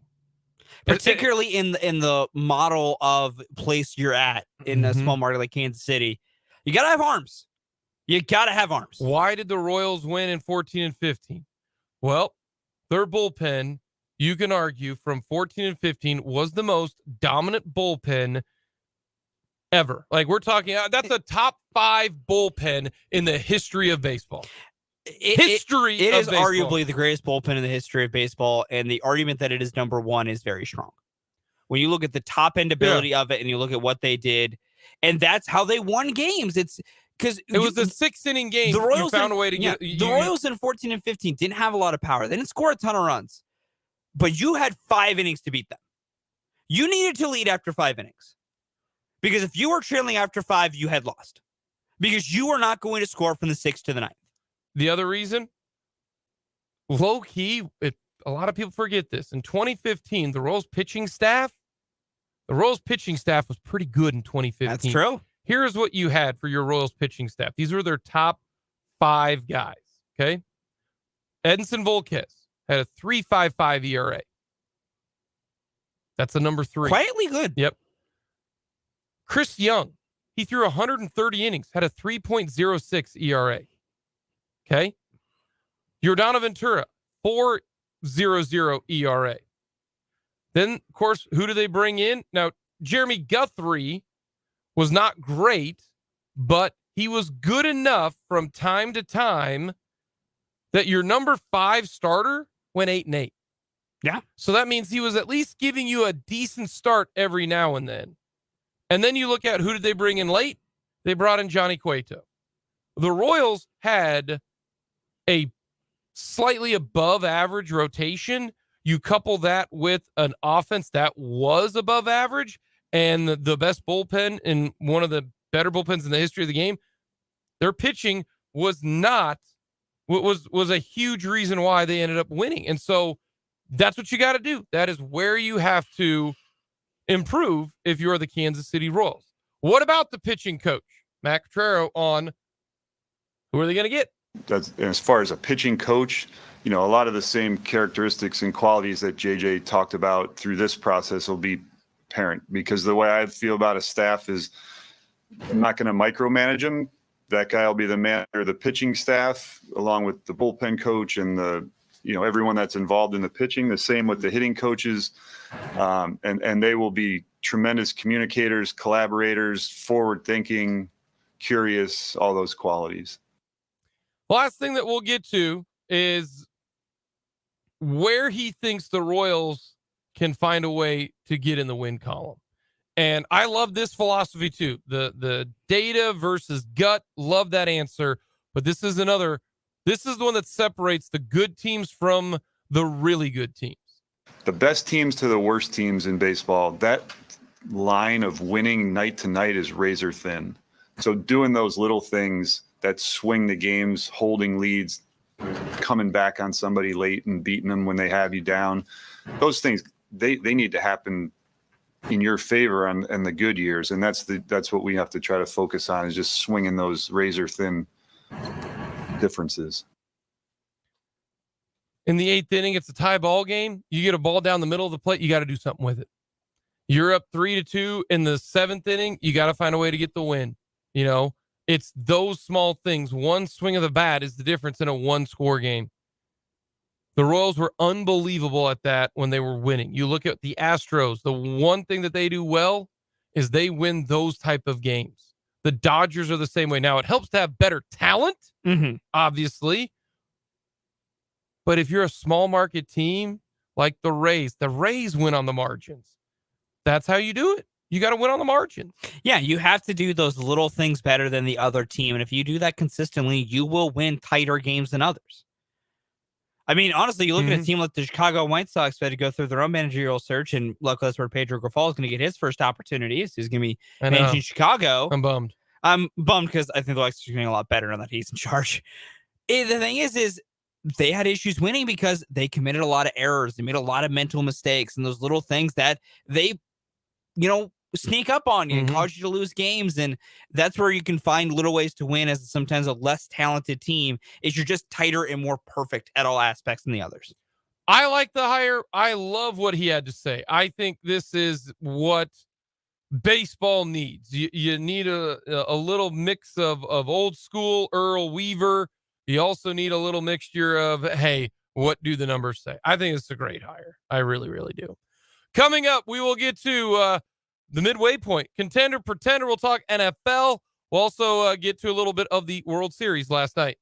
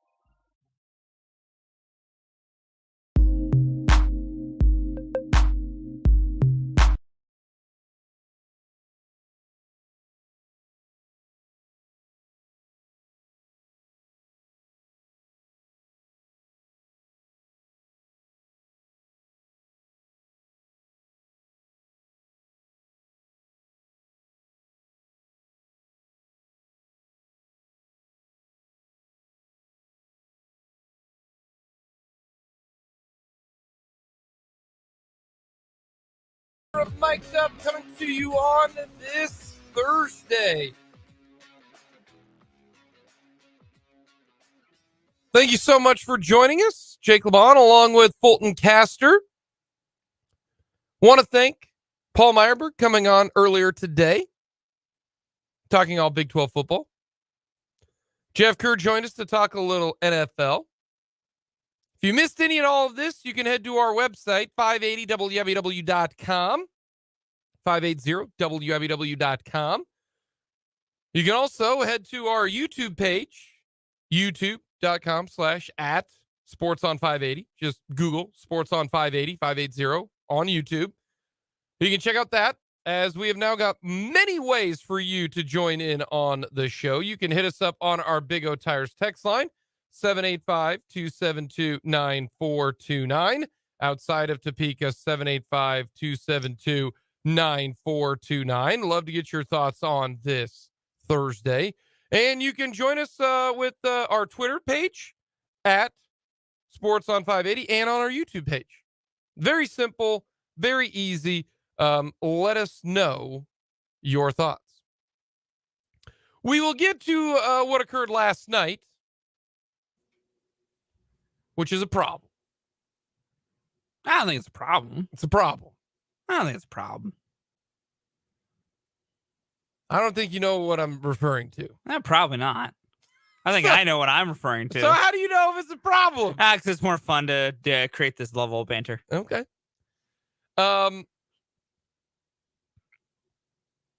But we are at the midway point of the season. Most teams have played 8 games. Most teams have played 7 games. Chiefs have played 7. They are 5-2, but they've had their bye week. So when I look at the NFL right now, there are 2 ways that I look at 8 weeks through the NFL. You've got a team that is vying for a playoff spot. Are they a pretender or a contender? Or are you a team that has legitimate Super Bowl aspirations? So that is how we were going to break down. To me, you ready for this? There are 5 teams that I think have Super Bowl aspirations. That's it. Okay. That is it. Okay. All right. There are 5 teams that have Super Bowl aspirations, and there are 24 teams that have playoff aspirations. Through 8 weeks, there are still 24 teams that have a chance at making the playoffs. Because right now, in the AFC, there are 10, actually I'll say, there are 11 teams that still have a chance at making the playoffs. 11 teams. Yeah, I'd agree with that. There are 11 teams in the AFC that don't that have a chance to. The teams that don't, the Houston Texans, Pittsburgh Steelers, Jacksonville Jaguars, the Las Vegas Raiders, and I am including the Denver Broncos. And the reason I'm including the Denver Broncos is because their schedule is stupid hard. They still have to play the Chiefs twice. All right. Their record essentially is 3-7 right now. Okay. That's why I've eliminated the Denver Broncos. Also, by the way, George Payton, you might actually get away with what you said in Denver, but you're not fooling me.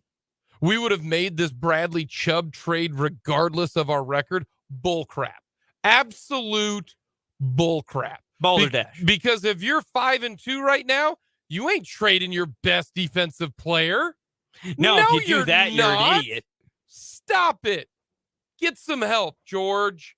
Quit lying to people. If that's what you truly believe, then I want him fired. Let's say they were 5-2 right now, tied with the Broncos or tied with the Chiefs. You're gonna make this trade. You're gonna make the trade. You're just gonna say, "Yep, we're gonna get rid of our best pass rusher when we're 5-2 and have a chance at the division, and we play the Chiefs twice." Stop it. Quit lying. Damn, I just want the truth. If you're going to do that, go all Andy Reid and just give me a whole lot of nothing instead of bold-faced lies. Give me a word salad. Something better than that. But yeah, Yeah, and then on the defense, on the in the NFC, there are 12 teams that have a chance to make the playoffs. There are 12 teams that have a chance to make the playoffs.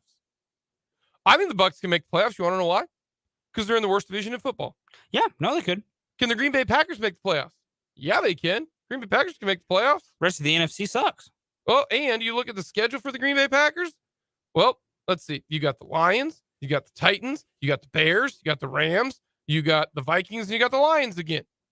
The reason I say the Vikings is because normally they take care of business. I don't think the Packers are cooked. Not at all. Right now, the 7 seed in the playoffs are the Los Angeles Chargers at 4-3 and the San Francisco 49ers at 4-4. Like the Green Bay Packers are 1 game back. That's why there are 23 teams that can make the playoffs. And if you want to include the New Orleans Saints, because that division is such garbage, I can buy that as well. The Bears have no chance. The Panthers have no chance. And the Lions right now have no chance. It's like, that's where I'm at right now. So when you say pretender or contender, so like, give me a team right now. New York Giants. They're a contender to make the playoffs.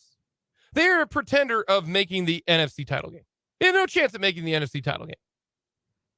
Fair. And when I say no chance, I mean, we're talking a less than 10% chance of making the playoffs. Okay. Or the NFC title game. NFC title game.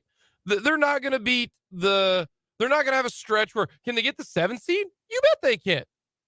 Are they going to beat the 2 seed? Are they going to beat the Dallas Cowboys in the playoffs? Probably not. Are they going to beat the Minnesota Vikings in the second round? Probably not. Are they going to win 2 straight games to get there? Probably not. So no, I think they're a pretender. So like that's how I look at this year's NFL. It's great. It's great for your team making the playoffs. It is. Because we say all you got to do is get in the dance. You do. But this year it seems like the upper echelon teams, the Eagles, the Chiefs, the Bills.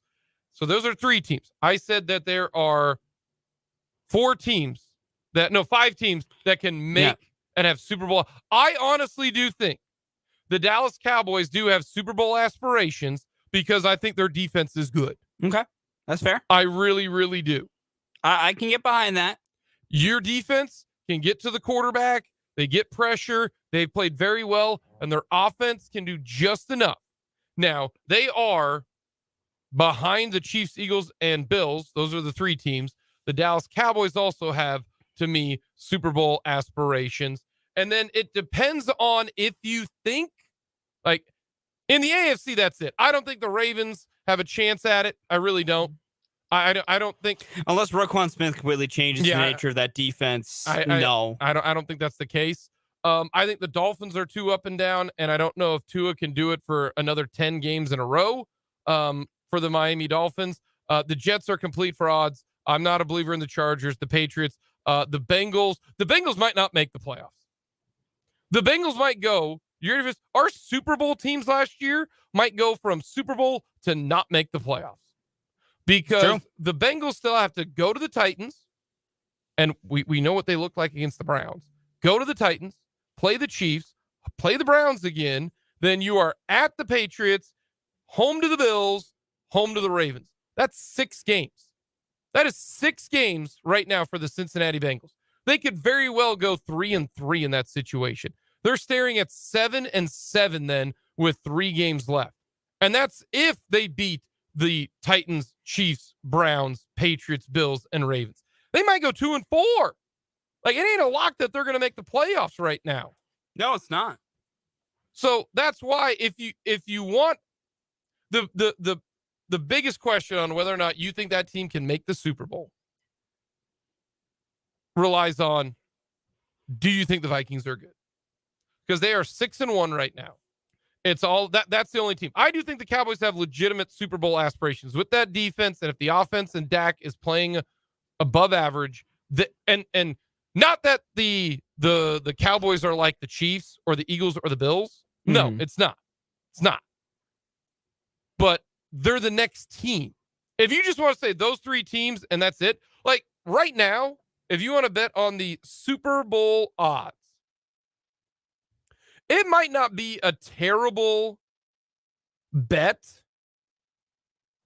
to just put money down on the Bills, the Eagles, and the Chiefs.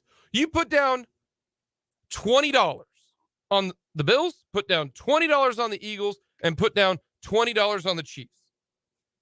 You're making a profit.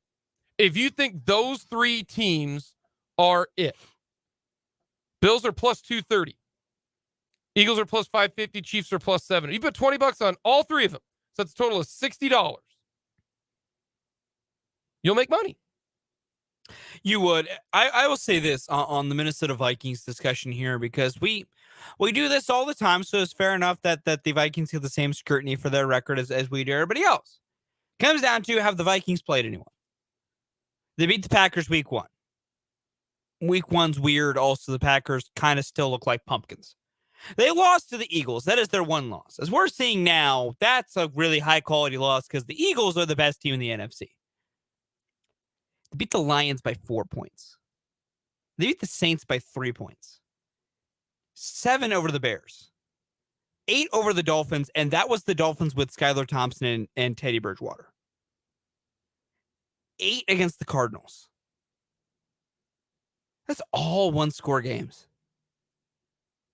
Like, that same thing we were getting on the Giants for, that all they're doing is winning close Mhm. games and that shoe's going to drop and blah, blah, blah, blah, blah. Same thing can be said with the Minnesota Vikings.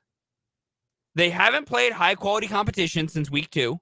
Like, the best team they have faced since week 2, you would like to say, is the Dolphins, but I can't say that because they weren't starting real quarterbacks. And no offense to Skyler, but at the NFL level, he is not a real quarterback right now. They were not playing real quarterbacks. So, I mean, the Saints is the best team they faced there? Maybe? No, Like- I'm that's why I said to me No, that's the I one agree. team. And that's my bigger point on I agree with you on can you really put a team like the Vikings there, because their schedule is fraught. And that's my thing also, trying to look at this on. I don't think you can do this discussion, this exercise on who's really contenders to this point by purely records, because there are some teams with good records that are because they have played no one. The Giants and the Jets. The Giants, the Jets, the Vikings, all there. Like, those 3 teams are there because they truly haven't played the greatest competition. Actually, I misspoke there. You'd have to bet $20 on the Bills, 10 on the Eagles, 10 on the Chiefs, and you're Okay, good then there. you're making a profit Because at that's that your point. $40 there. You're at least there. So that's why Bills, the Eagles, and Chiefs. If you think if you think the Eagles or the Chiefs are going to win the Super Bowl, you need to put money on both of them. You need to put money on both of them because that is a futures bet. Put $10 on the Eagles. That'll make you You'll profit. That'll make you $60. Or you put $100 on the Eagles. That'll make you $600. You put $100 on the Chiefs. That's going to make you $800. That's the craziest part of this NFL season is just once you get past the top 3 teams of the Chiefs, Bills, and Eagles, it's a cluster that is so hard to parse through. Actually, FanDuel actually does have a what do you suppose the odds are? Bills, Eagles, Chiefs, Super Bowl to win it, or the field? What do you think those odds are? It wouldn't surprise me if it was like, I feel like because it's such a futures bet, it still's got to be in the plus range. I'm going to say it's like plus 140. The field is minus 102. Yeah, that's fair. Okay, Got a lot more teams there. Yep. Bills, Eagles, Chiefs, Super Bowl win. Minus 126. That's how heavy they think those 3 teams are winning the Super Bowl. And you look at every single number, both basic and advanced, the counting stats and the deeper numbers. Those 3 teams are head and shoulders above everyone. And then you just get a complete lump of teams. And then you get the crap that is the Texans, the Panthers, the Raiders. Those teams get lumped up in the very little bottom there. But there's a pool of like 20 teams in the middle that you really can't figure out. Which is great because if the Chiefs, Eagles, or Bills have one bad game, and they slip up in the playoffs, I could not tell you who we would crown as the Super Bowl champion. I couldn't. Like, one of those teams has one bad day, and we are that close to just a complete menagerie of craziness. Because there's going to be a team that gets in as like the 3rd or a 4th seed that you're like, man, they're not that good. They're probably going to get beat. They're going to play the Bills or the Chiefs, and that team's going to have an off day. And boom, those 2 favorites are out, and all of a sudden we got someone random like the Titans playing for the Super Bowl. No. It makes no sense. I don't think Not that's at happening. all. I don't think that's happening. They might have been a poor choice. But the point being, though one of those top 3 teams screws up, just one bad game, that they just have a misstep. Because we've seen the Chiefs can do it. They lost to the Colts. I just And I then don't see that magically happening. some going team's forward. gonna beat 'em. I don't. Not those 3 teams. I really don't. I would take those 3. And in I'm fact, I'm going to bet that right now. I would likely say that is true, that it could be those 3. But with how crazy everything else is, one misstep and they can be beaten. Because we've seen it. We literally have watched it with Kansas City. Yeah, You can't say with Kansas City at least that it can't happen. We literally watched it. I'm gonna take my chances. And that's I'm fine. gonna take my And I chances. think that is the smart move to make. Yeah. Thursday Night Football tonight. Oh boy. Hey, right now is the perfect time to do same game parlay. Perfect time. Do it so on America's #1 sportsbook, because right now, new customers get a no-sweat first bet up to $1,000. That's right. That's free bets back if your first bet doesn't win. Just sign up with the promo code JAKE. It's Jake. FanDuel right now, the reason I love it is because you can do live betting during the game. So much fun. You also get your winnings fast, and the parlays are so much fun. It's all on an app that's safe, secure, and super easy to use. Sign up today with promo code JAKE for your no-sweat first bet. That's promo code JAKE. Make every moment more this season with FanDuel, the official sportsbook partner of the NFL. Must be 21 present. Kansas. First online real money wager only. Refund issued as a non-withdrawable free bets that expire in 14 days. Restrictions apply. See terms at sportsbook.fanduel.com. FanDuel is offering online sports wagering in Kansas under agreement with the Kansas Star Casino LLC. Gambling problem? Getting help is your best bet. Call 1-800-522-4700 or visit ksgamblinghelp.com. All right, Fulton, what do you got? Right now, we are trailing Dan and Brendan in the 580 Sports Talk team in our Thursday night same game parlays. We're going by total money. Right now, they got us by $18. I've got my bet ready to roll. What are you doing? All righty. Because I'm going to need a minute. And I don't feel good about any of this. All righty. I've got Davis Mills going to throw for 200 yards. Here's the reason why. Okay. They're going to be trailing the entire game.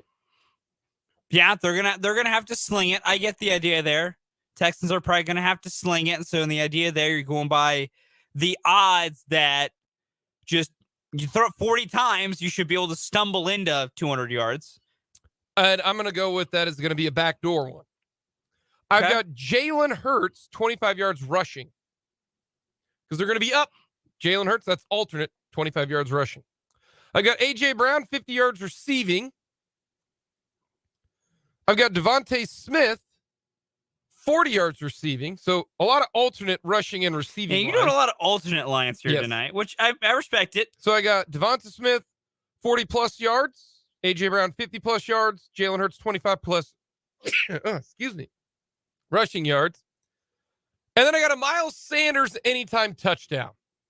I think he's going to get down at the goal line. They're going to hand it off, and he's going to get in the end zone.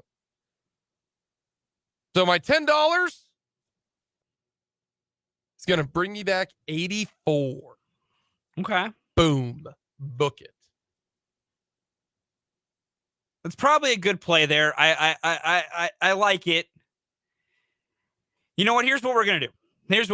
We're gonna figure something out here. Are we going big or not? And do you want me to go big? I want you. I'm just asking. Are we going go big?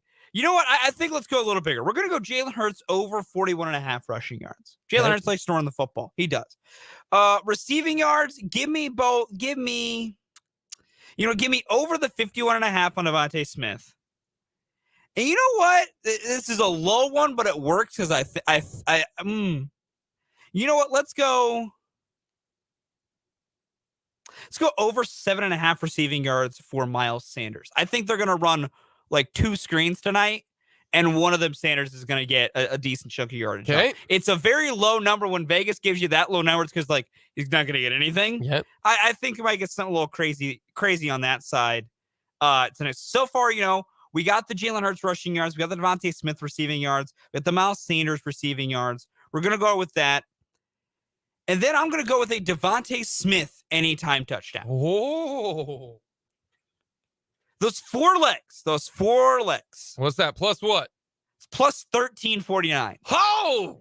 A $10 bet nets you over $135. What's Devontae Smith anytime? That's got to be like plus like. Devontae Smith anytime touchdown is plus 170. Woo! What? Banking on a bit of a Devontae Smith game here, and then I need Miles Sanders to catch one swing pass for 10 yards. So you got that's it. Devontae Smith touchdown. Yep. Over on rushing yards for Jalen Hurts. Over on receiving yards for Devontae Smith, and Miles Sanders over on receiving yards. Yes, so 7.5. One good reception, and we're home on Miles Sanders. One swing pass. The problem is getting that can legitimately be a little dicey. I like it. But you got to risk it for the biscuit. Plus 1,300. You got to risk it for the biscuit.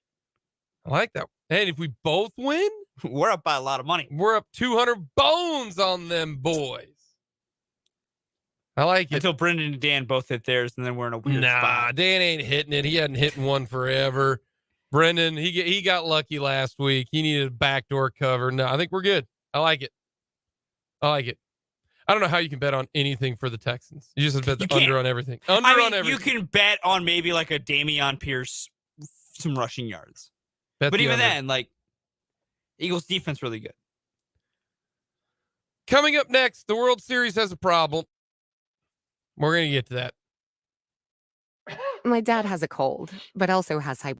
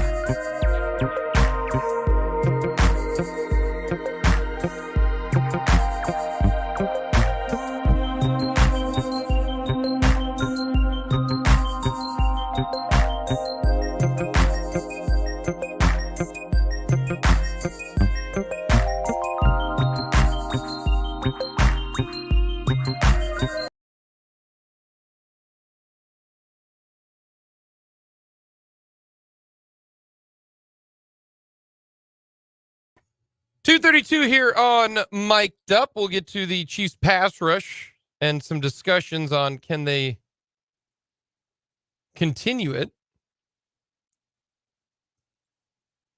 But last night, the World Series, we had a no-hitter. We did. Now, it was a combined no-hitter, It was. which makes it, to me, a lot less sexy. It's still an incredible accomplishment. Yeah. That you held a team without a hit. Mm-hmm. Don't get me wrong. It is an incredible accomplishment. But it's not Roy Halladay's no-hitter Mm-hmm. to me is more impressive than this one, even though it was in the World Series. Yeah. But Roy Halladay's no-hitter is more impressive than this one. Yeah. That's just one man's opinion. No, I agree. You know? But the thing is, no one's talking about it. Yeah, that's No one is talking about Mhm. a no-hitter in the World Series today on this Wednesday, November the 3rd. Or- only the second time it's First ever of all, happened. it's not Wednesday, November the 3rd. It's Thursday, November Yes, the correct. 3rd. It's the second time it's ever happened. Yeah, that's the second no-hitter in World And Series yet- history, the first since Don Larson's perfect game in 1956. Yet nobody's talking about it. Yeah. Nobody cares. No, and, I agree. And I'm going to liken it to this. Our good buddy, Kent Swanson. Kent Swanson says the NFL Thursday night game, right? Mhm. Eagles versus Texans. You can argue it's one of the best teams in the NFL, top 3, versus one of the worst teams in the NFL. Do you agree with that? Oh, easily. Good. Okay. Because the Houston Texans are 1-5, and technically, They're 1-5-1. yeah, 1-5-1. They are the second worst team because I think the Lions have The finished have a Lions- worse winning percentage because they're straight 1-6. yes, correct. No one else is that bad. So it is one of the best teams versus one of the worst teams. Mhm. It will have a better viewership number than a World Series game that just come off of a no-hitter. Correct. And I'm going to explain it to you in this term. Baseball right now, Major League Baseball, and the pinnacle of baseball, the World Series, is the Mountain West Conference. Right now, Houston versus Philly is the SEC. People watch it. People love it. It could be Bama versus Missouri. People watch Bama versus Missouri or Georgia versus Missouri more than Colorado State taking on San Diego State.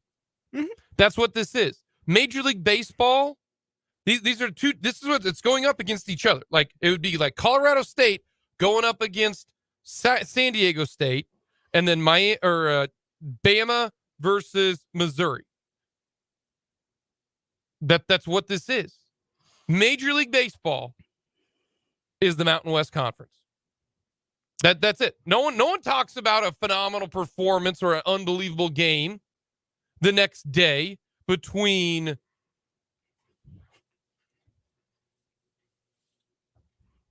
randos in the Mountain West. They don't. Oh, it's a phenomenal game. Wow, did you see that game? Yeah, no. Here's what I'll say to that analogy. I get where you're coming from with that. It's not the perfect parallel because a little bit of this comes down to quality of the game you're seeing is different there because the quality of baseball you're going to see if you tuned into that game is some of the highest quality. Because those are two teams playing incredibly well right now and very Yeah. good, and it will be a competitive back and forth matchup. The quality of the football you're going to see tonight on Thursday Night Football is not going to be good. Because one No. team, it'll be very good. The other team, it'll be like watching a high school team play. But that's why it's the same thing as like when And- Bama but takes on Vandy. And that's why I think the better point to point out is that this is a lesson in marketing and branding. Like, this is nothing more. The baseball's not being watched, not because they're like, oh, it's a bad product. The product is perfectly fine overall. There are some things they want to improve, and baseball's working on, and all that jazz. The thing that's going to make baseball lose this battle is they're going up with something that's marketed better than any other sport. And I will mention this when it comes to branding, all that. Major League Baseball is a regional sport now, and they lost me. Now, I will say, if it were somebody other than the Astros, I might be watching it. I just have the disdain for the Astros. But that's a problem. Baseball lost me. They lost me. a sports talk host. I don't care about the game tonight. You've lost me. It's a regional sport, whereas football is not. I will watch the game tonight. I will. I'll watch the game. I'll watch it. Maybe I'll flip back and forth, but I have no interest in the World Series. They lost me, a guy who loves baseball, a guy who has told you yesterday on this show. I said playoff baseball when your team is in is awesome. Yeah. Playoff baseball when your team is in the playoffs and you have a chance it might be, if not more fun than when your NFL team is, because you've got 3 games in like 4 days. Like it's a 3-game or a 3-day just nerve-wracking potential joy situation. But if your team's not in it, it's just not that exciting. And I don't know if that is that like that's marketing. No, that's what it is. And that's baseball's problem. Like I take shots at Rob Manfred on this program constantly, and I forever will do, because I dislike him and think he's terrible for the game that I love and enjoy and love more than any sport on this planet. Baseball's problem is entirely a marketing one right now, because that's why the World Series isn't being talked about. Here, real quick, no matter how they market it, I don't know if I'm interested in it. Well, it's because this is that's a terrible hill to climb out of.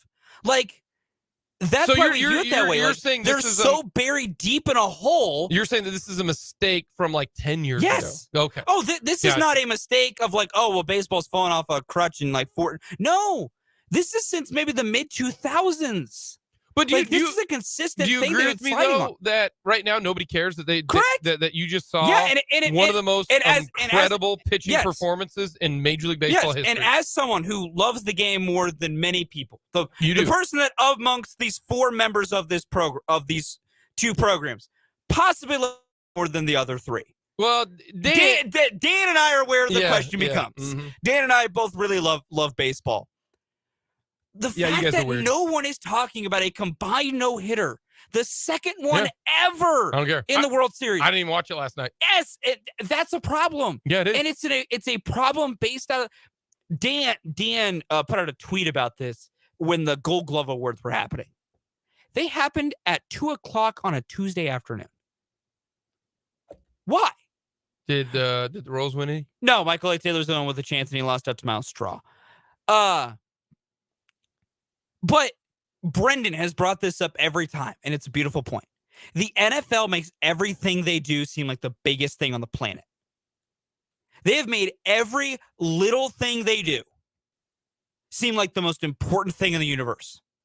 The draft, in the barest of bones, the most boring thing ever.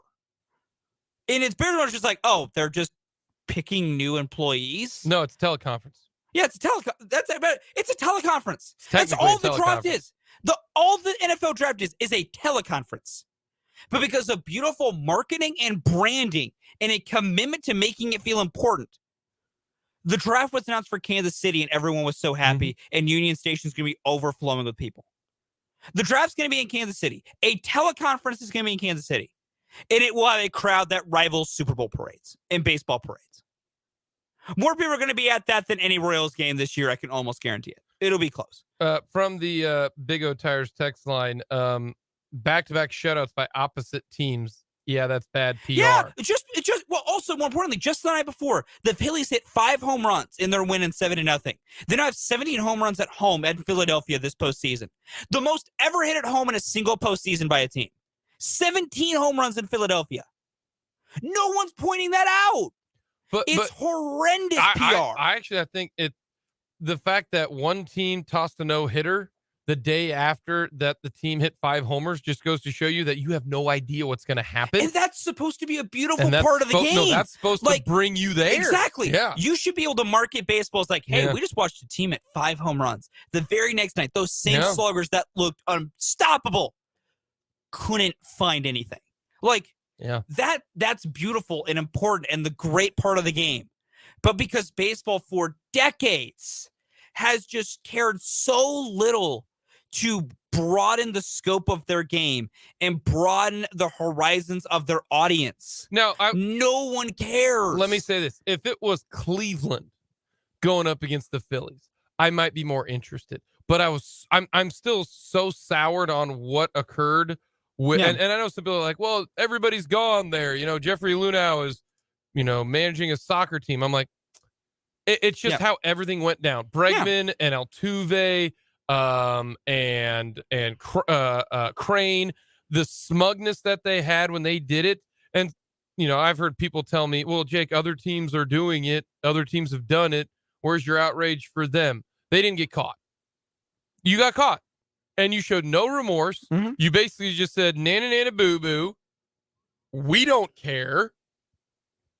You're not taking it away from us. I just got so soured from that organization. Yeah.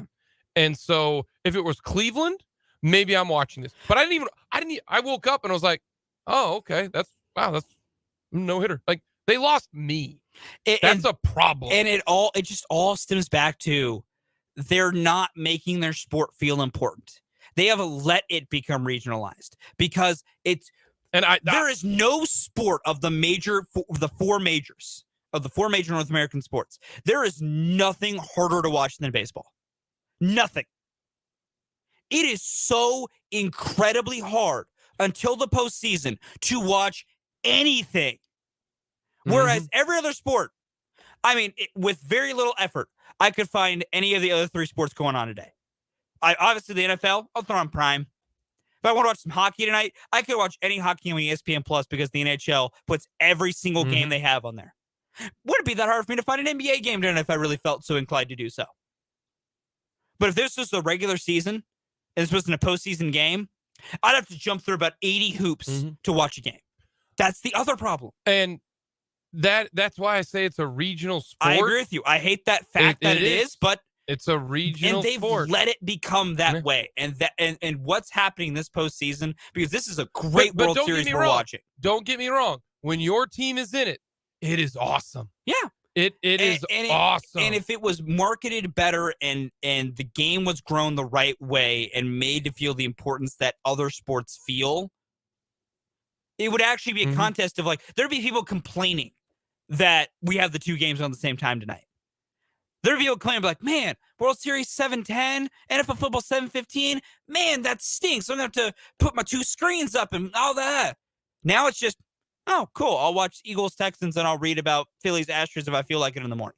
Like, baseball let this happen to itself. It has no one to blame but itself. Nationally, regionally, baseball is awesome. I want to make that very clear.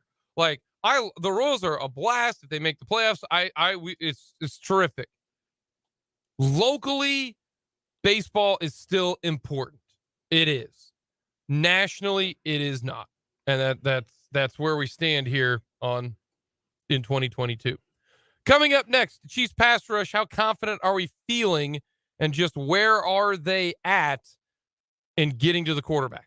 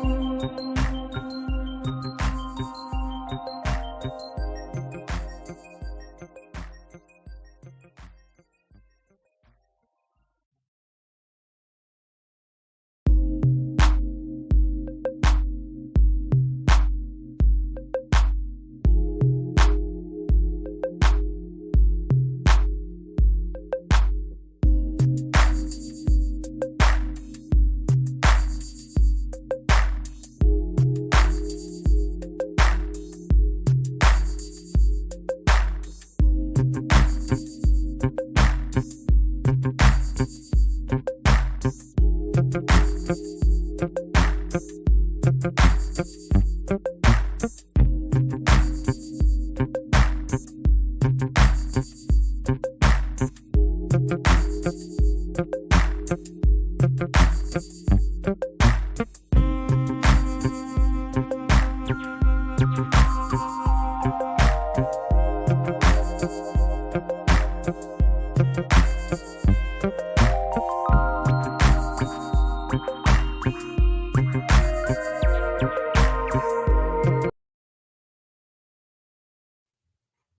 our YouTube page, Sports on 580, go to youtube.com/@Sports on 580.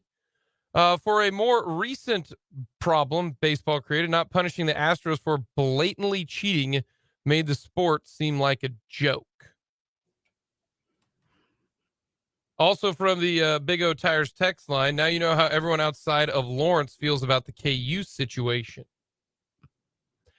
College basketball is a regional sport. Oh, 100%.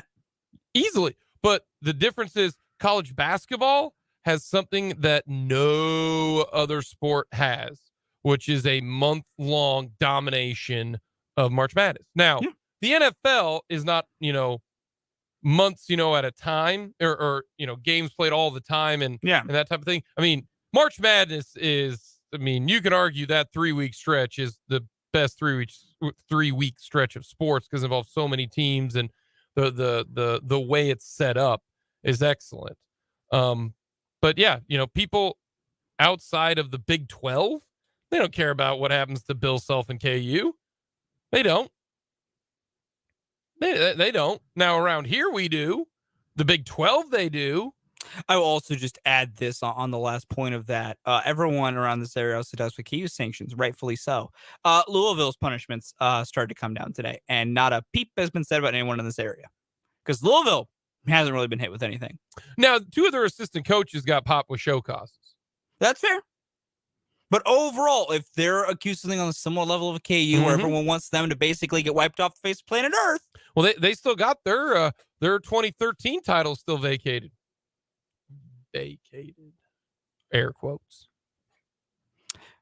Rick Pitino's getting no punishment. Like, he is free to do whatever the hell he wants. Yeah. That is not for me to say, yeah, KU should get punished, blah, blah. That's me saying a regionalism of like, everyone's a measure about KU, rightfully so. It's this area. But to point to more realism, none of y'all give a peep about Louisville. And they did the same exact stuff, if not honestly worse. Well, it was like, wasn't that Strippergate? Yeah, a little bit of Strippergate and also the same Adidas Joey Gatto stuff. Yeah. Same stuff. Strippergate. Just saying. Not saying anyone's better than the other. I'm just pointing out what Jake's about regionalism here because none of you care about Louisville. And they did the same thing, if not worse than KU. Yeah. Just saying. Tomorrow we'll get into more Chiefs and Titans. We'll talk more K-State and the Texas Longhorns. Is K-State still a 2.5-point dog there? Last that I checked earlier when we were talking with Paul at 12:30. You did look at it? I looked it up when we were chatting with Paul about 12:45. It was still a 2.5-point K-State favorite. Yeah. Texas favored. Whoever was favored before, they're still favored. Man, Oklahoma State, Kansas truly is a pick'em. It's a pick'em. It is straight up a pick'em. Yeah, there is no spread. No, it is a pick'em. It is dead even. It's been bet down to dead even. What a world we live in. Isn't it great? Everyone love it. KU's a pick'em against Oklahoma State. A pick'em. I love it here, personally. Gosh. I'm a big fan. Gotta go Oklahoma State, right? No! I think I got to. You go Hawks! I don't think I can. You go Hawks! I don't think I can. I'm going K-State. Going Cats and Pokes. Cats and Pokes. I can't take KU. I can't. You could. God, no, KU hater LeBon's back. No. KU hater LeBon's enter You the told building. me the only chance they have a chance of winning is against Texas Tech. So I KU got hater LeBon's in the building. You were the one who said our best chance of winning is Texas Tech. KU Therefore, hater LeBon in the building. I have to go with the team not named Texas Tech. So K-State or KU taking out Oklahoma State. Spencer Sanders, Okay. Mike Gundy, Gunnar Gundy. They're going to score. I think KU's defense is going to be the problem. They're not gonna be able usually to, is. They're not going to be able to get a stop there. Coming up next, we'll wrap things up with the mic drop.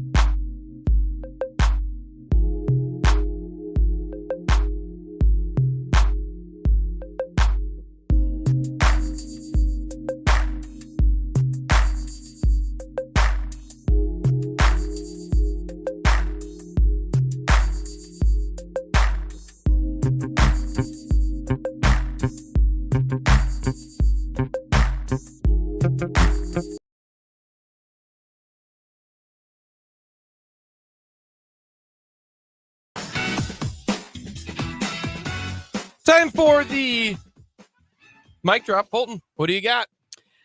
There's the second no-hitter in World Series history that happened last night. No one cares. It makes me sad, but it was still cool, still fun to watch. Put up 2 screens. Watch both games. The football's going to be boring by the second quarter.